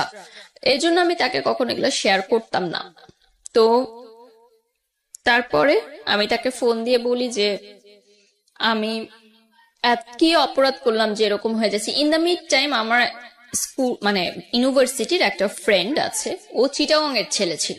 আমার শ্বশুর বাড়ি যেহেতু চিটাগং এ, ও আমাকে বলে যে দোস্ত, আমার কেন যেন মনে হচ্ছে এখানে বিষয়টা একটু অন্যরকম। হ্যাঁ, আমার মনে হয় কি, তুই তো বিয়ের আগে কখনো ওনার সম্পর্কে কোনো মানে হিস্ট্রি জানিসনি। একটা বিয়ের আগে অ্যারেঞ্জ ম্যারেজে ছেলে বা মেয়ের হিস্ট্রি কিন্তু জানাটা খুবই ইম্পর্টেন্ট, যে সে পাস্টে কি ছিল বা কি। সে পড়াশোনা ফুল পড়াশোনা চিটাগাংয়ে করেছে, তারপর ঢাকায় এসে সে চাকরি করতো। সে আমাকে বলে যে আচ্ছা তুই আমাকে একটু ওনার ইউনিভার্সিটির ঠিকানাটা দে, আমি ওই ব্যাচের যে ছেলে মেয়েরা ছিল তাদের কাছ থেকে একটু ইনফরমেশন নেই যে আসলে সে কেমন মানুষ ছিল, মানে হঠাৎ কি এমন হলো এরকম। তো অবাক ঘটনা আমি জানতে পারি যে তার আগেও একটা বিয়ে হয়েছিল। ও, মানে এটা তার সেকেন্ড ম্যারেজ ছিল, যেটা সে আমার কাছে গোপন করেছিল। এবং ওই ইউনিভার্সিটিতে ওই ব্যাচের সবাই এটা জানে, এবং চিটাগাং এর সবাই জানতো যে সে ম্যারিড ওই মেয়েটার কথা। এবং ওই মেয়েটার কথা আমিও জানতাম। সে আমাকে বলছিল যে তার এক্স গার্লফ্রেন্ড, তার সাথে জাস্ট প্রেম ছিল ইউনিভার্সিটি লাইফে, সেটা পরে ভেঙে গেছে, কিন্তু সেটা যে বিয়ে পর্যন্ত গড়িয়েছে সেটা আমাকে কিন্তু সে বলেনি। এটা আপনি শুনলেন চারপাশ থেকে, কিন্তু প্রমাণ কি পেলেন? আহ প্রমাণ আসলে কি, আমার মাকে যখন আমি এই ঘটনাগুলো বললাম, এবং আমার ওই ফ্রেন্ডও এসে বললো যে আন্টি আমি এগুলো ইনফরমেশন পেয়েছি তার কাছ থেকে। এবং আমাকে যে মেয়েটার নাম বলেছিল, আমি কিন্তু ওই ফ্রেন্ডকে নামটা বলিনি, যে আমি বলছি তুই জাস্ট ইনফরমেশন নে। ও ইনফরমেশনটা নিয়ে কিন্তু সেম নামটাই আমাকে বললো। তখন কিন্তু আমি যোগসূত্রটা মিলেছি যে ঠিক আছে, কারণ আমি নামটা তাকে ইচ্ছা করে বলিনি, যে আমি জানতে চাইছি যে সেদিক থেকে কি খবরটা আসে। ওরা যেহেতু চিটাগাং এর স্থানীয় ছিল, তো চেনা জানা ছিল ওর। তো আমার ননাসকে ফোন করে যখন আমার মা বললেন যে এরকম একটা ঘটনা শুনলাম, চিটাগাং এর লোকে মুখে মানুষ বলছে, সে এত উত্তেজিত হয়ে গেল আমার মার সাথে, এবং মানে এত বাজে ব্যবহার করলো, আমার মা টোটালি অবাক হয়ে গেল। এবং সে বললো যে আচ্ছা, আমার মেয়ের নামে যদি আজকে কেউ কোনো কথা বলতো, আমি কিন্তু হেসে ঠান্ডা মাথায় কথাটা উড়িয়ে দিতাম। আপনি যত উত্তেজিত হয়ে গেলেন, সেটা থেকে আমি আপনার উত্তরটা পেয়ে গেছি যে ঘটনাটা সত্য না মিথ্যা। এবং তার 5 মিনিটের মধ্যে আমার হাজবেন্ড আমাকে ফোন করবে, তুমি পাগল হয়ে গেছো, এই সেই অনেক নানান কথা বলে, যে আমার নামে তুমি মিথ্যা কথা রটাচ্ছ। যাই হোক, বলার পরে আমি তাকে বলি যে ঠিক আছে, তুমি ইয়া করো, মানে সেপারেশনের 1 মাস পরের ঘটনা বলছি। 1 মাসের মধ্যে কিন্তু এগুলো হয়েছে যে রোজার মাস। তো তখনও রোজা কন্টিনিউ কিন্তু। তো আমি খুব কম খাওয়া দাওয়া করতাম, তো এর মধ্যে আমি মানে মনে হয়েছে আমার যে আমি আবার কনসিভ করেছি। তো আমি তাকে যখন বলি, এটা দেখা হয়, আমি তাকে বলি যে আপনার সাথে আমার কিছু জরুরি কথা আছে, আপনি করে বলতেন? আমি একটু আপনার সাথে দেখা করতে চাই। তো ওই যে বলতাম যে হাজব্যান্ড ওয়াইফের যে সম্পর্কটা, ওটা প্রায় ছিল না বললেই চলে, বাট একদমই টোটালি ছিল না সেটা তো না। তো কনসেপ্ট যখন আমি করি তখন আমি চিন্তা করি যে এটা আমার মনে হয় আমার হাজব্যান্ডকে জানানো দরকার, যে মানে ডাউট করছি, তখনও শিওর না। তো সে আমাকে এত মানে খারাপ একটা কথা বলে যে মানে সে আমাকে বলে যে এই বাচ্চাটা আমার না, এটা হয়তো অন্য কারো। মানে ওই কথাটা আমাকে এতটা হিট করে, সেই মুহূর্তে আমি ডিসিশন নেই যে আমি এই সংসার আর করবো না। তার আগ মুহূর্ত পর্যন্ত কিন্তু আমি এই ডিসিশনটা নেইনি। কিন্তু আমার মনে হয়েছে যে আমার চরিত্র নিয়ে যখন সে কথা বলেছে, তার মানে সে আমাকে ওরকমই মনে করে। মানে সন্দেহের জায়গাটা কোথায় চলে গেছে যে সে এটা মনে করছে যে আমার পেটে যে বাচ্চা সেটা তার না, এটা অন্য কারো। তো যাই হোক, সামহাও 1 সপ্তাহ পর আমি জানতে পারি যে না, আমি কনসিভ করি। রোজায় আমি কম খেয়েছি হয়তো, এই জন্য হয়তো আমার সার্কুলারটা অফ ছিল, তারপর আমার সেটা ঠিক হয়ে যায়। ওকে। মানে আই ওয়াজ নট প্রেগনেন্ট, মানে আমি ডাউট করেছিলাম। এ থেকে কিন্তু আমার একটা সুবিধা হয়েছে যে আমি জানতে পেরেছি যে তার কি ধারণাটা আমার সম্পর্কে। এবং সে আমাকে মানে আরেকটা কথা বলেছে যে তুমি কি দিয়েছো আমাকে, লাগে নাথিং, মানে আমি তাকে কিছুই দেইনি। সম্পর্কের শেষ পর্যায়ে এসে এই জিনিসগুলো খুব কমন। হ্যাঁ, কিছুই এই যোগ বিয়োগ হিসাবগুলো খুব কমন। মানে দুপক্ষকে খুব ব্লেম করে যে আসলে তোমাকে পেয়ে আমার লাইফে কি হয়েছে, কিছুই হয়নি, end of the thing is zero, end the thing is that both side থেকে মনে হয় শূন্য। এগুলো খুব কমন আপনার লাইফে যেটা এসছে, সেটা মোস্ট কমন স্টোরি। যারা ব্রেকআপের ক্ষেত্রে চলে যায় বা সম্পর্কে ডিভোর্সের ক্ষেত্রে চলে যায়, খুব কমন। প্লিজ সাবস্ক্রাইব করতে ভুলবেন না। সাবস্ক্রাইব করার পরে নোটিফিকেশন বাটনটি অন করে নেবেন। ওকে, আমরা যেখানটায় ছিলাম, তারপর আমার মনে আছে তারপর প্রায় 5-6 মাস আমি ঘর থেকে বের হইনি। একটা 4 দেয়ালের ঘরেই আমি ছিলাম। এবং মানে আমি জানতাম না যে সূর্য কখন উঠছে, সূর্য কখন ডুবলো। দিনের কোনো হিসাব থাকতো না আমার। মানে আমি এতটা মানসিকভাবে ভেঙে পড়লাম যে প্রথম যাকে ভালোবাসলাম তাকেও পেলাম না। সেই ভালোবাসা ভুলার জন্য যে বিয়েটা করলাম সেটাও আমার টিকলো না। তো এত বছর ধরে, মানে 23 ইয়ার্স তখন আমার মানে হবে, আমি নো অ্যাচিভমেন্ট, আমার কোনো ইনকাম নাই। ওই টাইমটায় কিন্তু আমার ফ্রেন্ডরা অলরেডি ভার্সিটি কমপ্লিট করে মানে অ্যাটলিস্ট কিছু একটা করছে, পার্ট টাইম বা কিছু। আমি সিদ্ধান্ত নিই যে না, এভাবে 5 মাস থাকার পর আমার মনে হয় যে আমি খুব মেন্টালি ডিপ্রেসড, আমি ব্রোক ডাউন, এবং আমাকে মুভ অন করতে হবে। তো আমার যে মালয়েশিয়াতে যে আমার ভাইয়া ছিলেন, উনি আমাকে বললেন যে, এবং আমার ফ্যামিলি থেকেও বললেন যে তুমি বিদেশে চলে যাও পড়াশোনা করতে, it will be better for you, মানে মাস্টার্স করতে। কারণ আমার রিলেটিভসরা বাংলাদেশে যেরকম হয়, রিলেটিভদের হাজারো প্রশ্ন, কি হয়েছে, বে কেন এখনো বাপের বাড়িতে থাকে, হাজবেন্ড কোথায়, নিজের ঘরের খাবার নাই, অন্যের জিনিস নিয়ে টানা ফ্যামিলি প্রোগ্রামে কেন অ্যাটেন্ড করছে না, হাজবেন্ড ওয়াইফ সহ এভরিথিং। এন্ড আমরা যেহেতু স্থানীয় ছিলাম, সো বুঝতো যে আমার হাজবেন্ড আর বাসায় আসে না এই বাসায়। সো এলাকার মধ্যেও কিন্তু একটা কথাবার্তা শুরু হয়ে গেছিল যে মনে হয় মেয়ের তালাক হয়ে গেছে। তখনও কিন্তু স্টিল আমার ডিভোর্স হয়নি। তো সেই সময়টা আমি চিন্তা করলাম যে আমার হাতে কোনো টাকা নেই, আমি কি করব। তো আমার বললাম যে স্কলারশিপ আমি পেতাম। তো আমার লাস্ট স্কলারশিপে যে টাকাটা আমাকে 3,500 করে টাকা দেওয়া হতো বোর্ড থেকে, সেই টাকাটা আমি তুললাম। তোলার পর আমি মনে করলাম যে আমি, আমার মাই বললো আমার ফ্যামিলি থেকে যে নাচের ক্লাসটা আবার কন্টিনিউ করতে। এটা কি মানে তখনও ডিভোর্স হয়নি? না, সেপারেশন। ওকে। কারণ এভাবে ঘরে থাকলে তো আমি পাগল হয়ে যাব। আর তখন আমার ভার্সিটি কিন্তু সেমিস্টার শেষ, জাস্ট থিসিস পেপার বাকি, ওটা কিন্তু বাসায় বসেই করতে হচ্ছে আমার। তো নাচের ক্লাস কন্টিনিউ শুরু করলাম। শুরু করার পর তখন আর্নিংটাই আমার কাছে মেইন ছিল। তো বিদেশে যাব পড়ালেখা করতে, এরকম একটা প্রিপারেশন নিলাম। মালয়েশিয়াতে যাব, স্টুডেন্ট ভিসা প্রসেসিং করতে বেশ কিছু টাইম লাগে। সেই টাইমের মধ্যে আমি নাচটা শুরু করি আবার, এবং ফটোশুটও শুরু করি। যে কাজগুলো আমি এর আগে না করে দিয়েছিলাম সেগুলো শুরু করি। একটা কথা এখানে মেনশন করা জরুরি যে সেই সময় মিডিয়ায় কাজ করাটা ইম্পর্টেন্ট ছিল না, আমার জন্য ইম্পর্টেন্ট ছিল টাকাটা। আমার চলতে হবে, আমার টাকাটা লাগবে, এবং আমি স্টুডেন্ট ভিসার জন্য যেই সব প্রিপারেশনের খরচ লাগছে, যাওয়া আসা বা টুকটাক যে খরচ, ওগুলো চাচ্ছিলাম যে আমি দিই। বড় অঙ্কের টাকাটা আমার পরিবার থেকেই দেওয়া হয়েছে, আমার মা যথেষ্ট সহযোগিতা করেছে সেদিক থেকে। তো আমার সেই সময় আমি এমনও দিন গেছে যে 500 টাকার জন্য আমি নাচ করেছি, আমি 1000 টাকার জন্য 20টা শাড়ি পরেছি। মানে that time quality was not a matter, work was not a matter, remuneration was just a number for me. That time আমার বিজি থাকতে হবে, which is very important, যে বিজি থাকলে আমি ভুলে থাকতে পারবো সবকিছু, এবং আমার আর্নিংও হচ্ছে। সো আমি দেখলাম ভালো, সবাই অনেক ভালো রেসপন্স করছে আমাকে, আমার নাচ নিয়ে ভালো রেসপন্স করছে, শুট নিয়ে ভালো রেসপন্স করছে, আমি ভালো কাজের অফার পাচ্ছি। অবশ্যই অনেক বাজে প্রস্তাবের সম্মুখীন আমার হতে হয়েছে যখন একটা নতুন মেয়ে মিডিয়াতে কাজ শুরু করে, যে কোনো সেক্টর, আমি শুধু মিডিয়ার দোষ দিব না, অনেকেই সেটার মানে বাজে ফায়দা নিতে চায়, যেটাকে বলে হয়তো তারা মিডিয়া রিলেটেডও না, কিন্তু মিথ্যা প্রলোভন দেখায়, সেই প্রলোভনে অনেক মেয়ে ফাঁদে পা দিয়ে দেয়।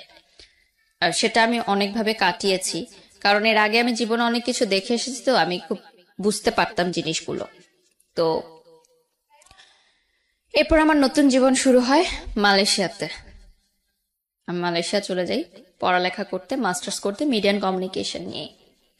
আমার যে ভাইয়াটা ছিল, আমি ডর্মে উঠে গিয়ে আমাদের ইউনিভার্সিটির, আর যেহেতু নতুন দেশ, কিছু চিনি না, সো অবভিয়াসলি উনি হাতে ধরে সবকিছু চিনায়, মালয়েশিয়ার প্রতিটা রাস্তা, রোড, পড়াশোনা কিভাবে করতে হবে। এই ভাইয়াটা কি মানে আপনার এক্স বয়ফ্রেন্ডের best friend, still now best friend ছিল, বাট তাকে নিয়ে আমার কোনো কথা হতো না। জাস্ট জানতাম হ্যাঁ সে ভালো আছে, তার এখনো বিয়ে হয়নি, সে ভালো আছে এবং সে লয়ার হয়ে গেছে। এখানে একটা টুইস্ট হচ্ছে যে মালয়েশিয়াতে যাওয়ার আগে, স্টুডেন্ট ভিসা নেওয়ার আগে, যখন আমি এয়ারপোর্টটা পার হব, আমার কিন্তু পাসপোর্টে আমি মানে সিঙ্গেল করেছিলাম পাসপোর্টটা, সো তার আগে আমার ডিভোর্স দেওয়াটা জরুরি ছিল। আমার ডিভোর্সের লিগ্যাল লয়ার ছিল আমার এক্স বয়ফ্রেন্ড, কারণ দ্যাট টাইম আমি কাউকে চিনতাম না, মানে কোনো লয়ার চিনতাম না, এবং আমি ফ্যামিলিতে বলিনি যে আমি ডিভোর্স সাইন করছি, কারণ আমার ফ্যামিলি বলেছে যে তুমি ডিভোর্স দিও না যতক্ষণ না পর্যন্ত ছেলে ডিভোর্স দেয়। এবং একটা কথা যে আমার দেনমোহর কাবিননামা কোনো টাকাই আমার শ্বশুরবাড়ি বা আমার হাজবেন্ড পরিশোধ করেনি। যাই হোক, ওইটা আলাদা একটা চ্যাপ্টার, কিন্তু আমার কাছে এখানে সবচেয়ে বড় টুইস্টের জায়গাটা হচ্ছে আপনার এক্স বয়ফ্রেন্ড। তো এক্স বয়ফ্রেন্ড কি মানে প্রফেশনালিজমের জায়গা থেকে, প্রফেশনালিজমের জায়গা থেকে বলেছে, প্রফেশনালিজমের জায়গা থেকে, কিন্তু সে উইদাউট ফ্রি আমাকে কাজটা করে দিয়েছে। ডিভোর্স পেপার সব রেডি করতে যে টাকাটা লাগে সেটা আমাকে সে ফ্রি করে দিয়েছে, এবং সে অনেকটা গিলটি ফিল থেকে কাজটা করেছে হয়তো, কারণ সে সবই তো জানে যে কি কারণে আমি বিয়েটা হয়েছে এবং কি কারণে আমার সংসারটা ভেঙেছে। এবং সে আপনি কি এগুলো শেয়ার করতেন তার সঙ্গে, মানে শেয়ারের মতো জায়গা কি তৈরি হয়েছিল? তার বেস্ট ফ্রেন্ডের সাথে শেয়ার করতাম, তো তার সে বেস্ট ফ্রেন্ড তার মাধ্যমে জানতো। তো আমাকে, যেহেতু আমার হাতে তখন কোনো টাকা ছিল না, তো ভাইয়া বলে যে তুমি ওর মাধ্যমে করাও এটা, তাহলে তোমার কোনো টাকা খরচ হবে না, আমি ওকে বলে দিচ্ছি, ও সমস্ত কাগজপত্র রেডি করে তোমার বাসায় দিয়ে যাবে, আমাকে কোর্টেও যেতে হবে না, অন্য কোনো লয়ার সেট করলে হয়তো আমাকে কোর্টে যেতে হতো বা কিছু করতে হতো। তো আমার বাসার কাছেই সে একটা রেস্টুরেন্টে নিয়ে আসে ডিভোর্স পেপার, তো আমি সাইন করে দিই। আমি অনেক কান্না করি সেদিন, মানে সে আমার চোখের দিকে তাকাতে পারছিল না, সে জাস্ট বলছিল তাড়াতাড়ি সাইন করো, আমার কাজ আছে, আমার যেতে হবে। মানে আমি সেদিন প্রথম লাইফে এত বছরে তার সাথে মানে একটু লাউড কথা বলেছি যে আমি এখানে ডিভোর্স পেপার সাইন করতেছি আর তোমার এখনো কাজের তারা, তুমি কি বুঝতে পারছো আমার জীবনটা এলোমেলো হয়ে গেছে তোমার জন্য? সে আমার চোখের দিকে তাকাতে পারছিল না, একবারও সে তাকায় নাই, আমার দিকে মুখ তুলেও সে তাকায় নাই, এবং মানে এমন একটা অ্যাটিটিউড করছিল যে সে চিনে না আমাকে, আমি কে, সে একজন লয়ার, আমি তার ক্লায়েন্ট। তো ডিভোর্স পেপার সাইন করার পর আমি মানে বাসার গেট পর্যন্ত ঢুকে আমাদের সিঁড়ি ঘর থেকে আবার দেখা যায় যে সিঁড়ি দিয়ে উপরে উঠছি কিনা, সিঁড়ি ঘরে একটা জানালা আছে, তো আমি জানালা দিয়ে দেখি সে নিচে দাঁড়িয়ে আছে, দেখার জন্য আমি সিঁড়ি দিয়ে উপরে উঠছি কিনা উপরে। তো উপরে ওঠার পর আমি তাকে ফোন দিই, আমি কি ব্যাপার তুমি তাকিয়েছিলা কেন, কি আমি জাস্ট দেখতে যাচ্ছিলাম তুমি সেফলি ঘরে পৌঁছালো কিনা। মানে সেও বুঝেছে যে এই সিচুয়েশনটা যে একটা মেয়ের হচ্ছে সেটা সেই ঘটনা থেকেই। তখন আপনি তাকে লাভ করেন? লাভ করি, বাট মানে তখন এমন একটা ইয়া ছিল যে সে ফেরত আসলে আমি তাকে কখনো গ্রহণ করব না। বিশাল একটা অভিমান বা পর্দা তৈরি হয়ে গেছে। যে এখন এত কিছু হয়ে গেছে, এখন তো আর পসিবল না। ভয়ঙ্কর রকমের একটা কষ্ট, ঘৃণা, হ্যাঁ, স্টিল লাভ অভিমান। করতাম। আরো কষ্টটা ছিল যে যেই মেয়ের কারণে আমাকে ছেড়ে গেল, সেই মেয়ের সাথে কেন তাহলে তুই থাকলি না। এটা তো খুশি হওয়ার কথা, হিউম্যান নেচার সেটাই বলে। কিন্তু আমার কাছে বিষয়টা অন্য, যে আমার ভালোবাসার মানুষ যদি আরেকজনের সাথে হ্যাপি থাকে তাহলে আমি চলে যাব, সে হ্যাপি থাকুক। বাট সে যদি হ্যাপি না থাকতে পারে, সেখানে আমার প্রবলেম, যে তাহলে তুই আমাকে ছাড়লি কেন। মানে আমি এভাবে চিন্তা করি। ওকে, তো যাই হোক, আমার মালয়েশিয়াতে নতুন লাইফ শুরু হয় ডিভোর্স দেওয়ার পর, এবং এরকম একটা লাইফ আমি কখনো দেখিনি। আমার প্রথম প্লেনে ওঠা, প্রথম বিদেশে যাওয়া, প্রথম সবকিছু দেখা। By the way, plane journey is very boring. আমি আমার ওঠার আগ পর্যন্ত আমি মানুষকে জিজ্ঞেস করতাম যে প্লেনে উঠছেন কেমন লাগছে, উঠছেন। খুবই বোরিং। So, খুবই বোরিং একটা জার্নি, এ ব্যাপারে কোনো সন্দেহ নাই। এর চেয়ে ভ্যানে চড়া অনেক ভালো, 4-5টা দেখা যায় অ্যাটলিস্ট। ওকে, যাই হোক। তো ফার্স্ট ডে রঙিন দুনিয়া, সবকিছু মানে খুবই ভালো লাগা শুরু হলো, সব এক্সাইটমেন্ট। তো নতুন করে শুরু করা।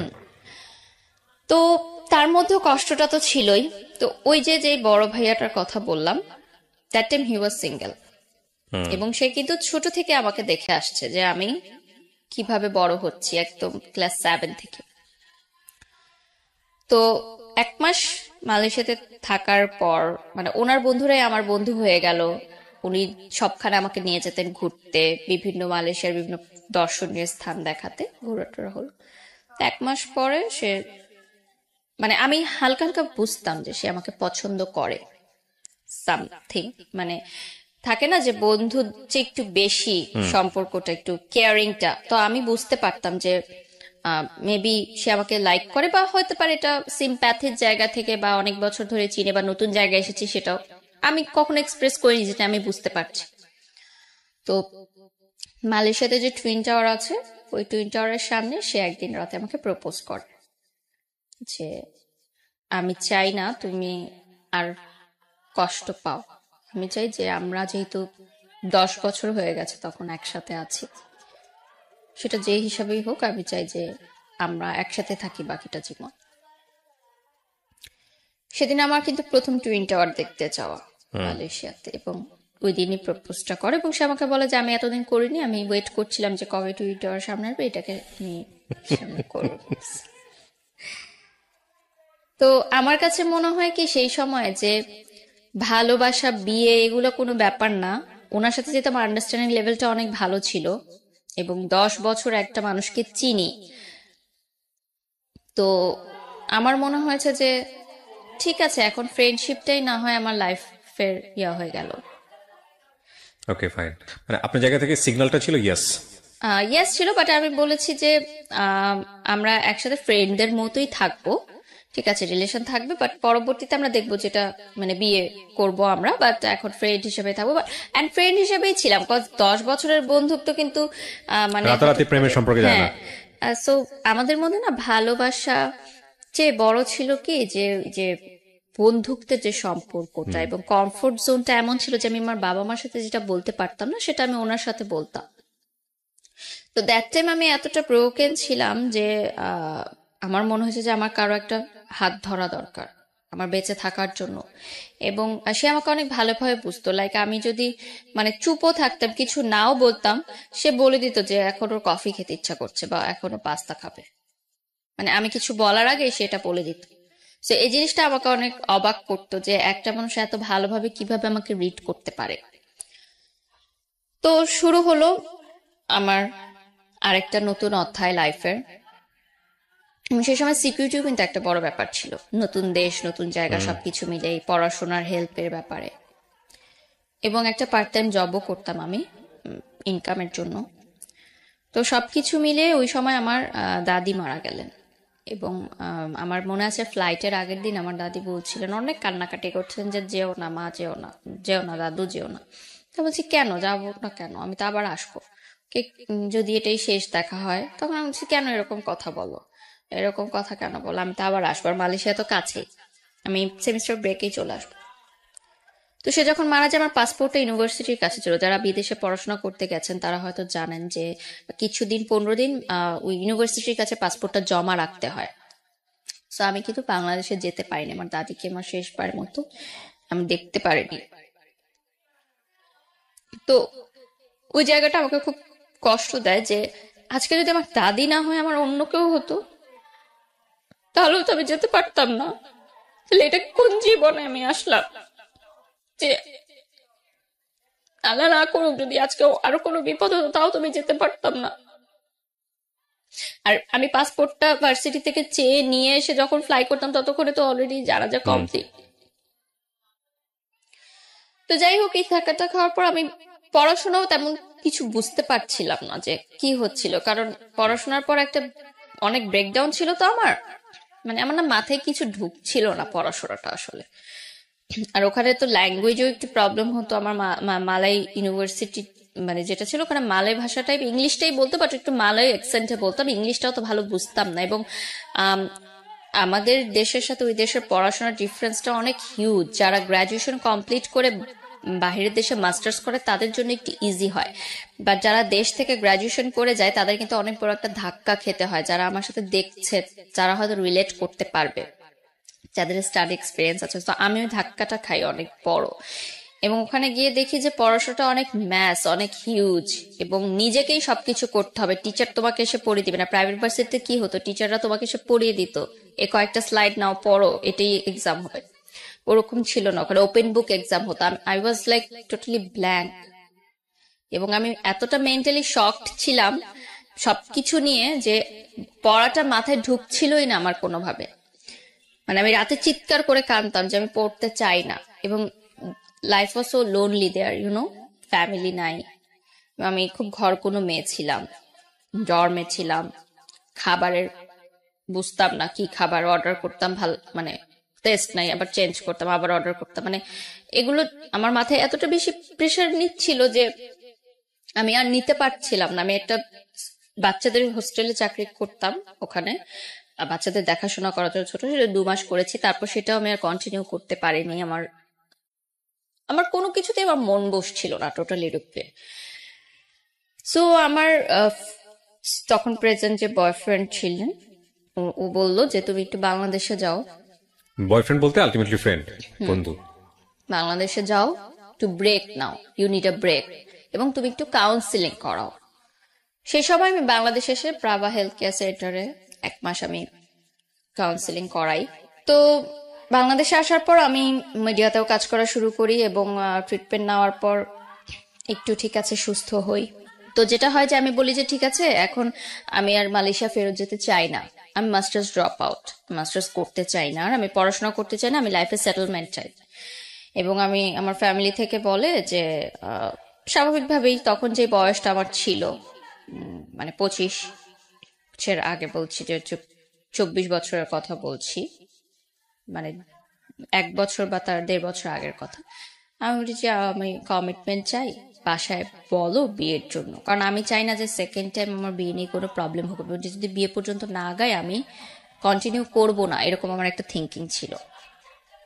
যেহেতু আমার ডিভোর্স আছে, এবং আপনি জানেন ডিভোর্সি মেয়েদেরকে পরের বার বিয়ে করতে হলে কতটা বেগ পেতে হয় বাংলাদেশের, আমি জানি না, মানে I don't have any experience. মানসিকতার মানে প্রেক্ষিতে, মানে সামাজিকতার ছেলেকে যতটা বেগ পেতে হয় তার চেয়ে অনেক গুণ বেশি বেগ পেতে হয়, এটা আমি বিশ্বাস করি। হ্যাঁ, তো যেটা হয় যে আমার সে বাসায় যখন বলে, বাসা থেকে স্ট্রেট না বলে দেয় যে পসিবল না, কারণ আমি ডিভোর্সি 1, 2 হচ্ছে সে মিডিয়ায় কাজ করে, ওর বাসা থেকে না করে।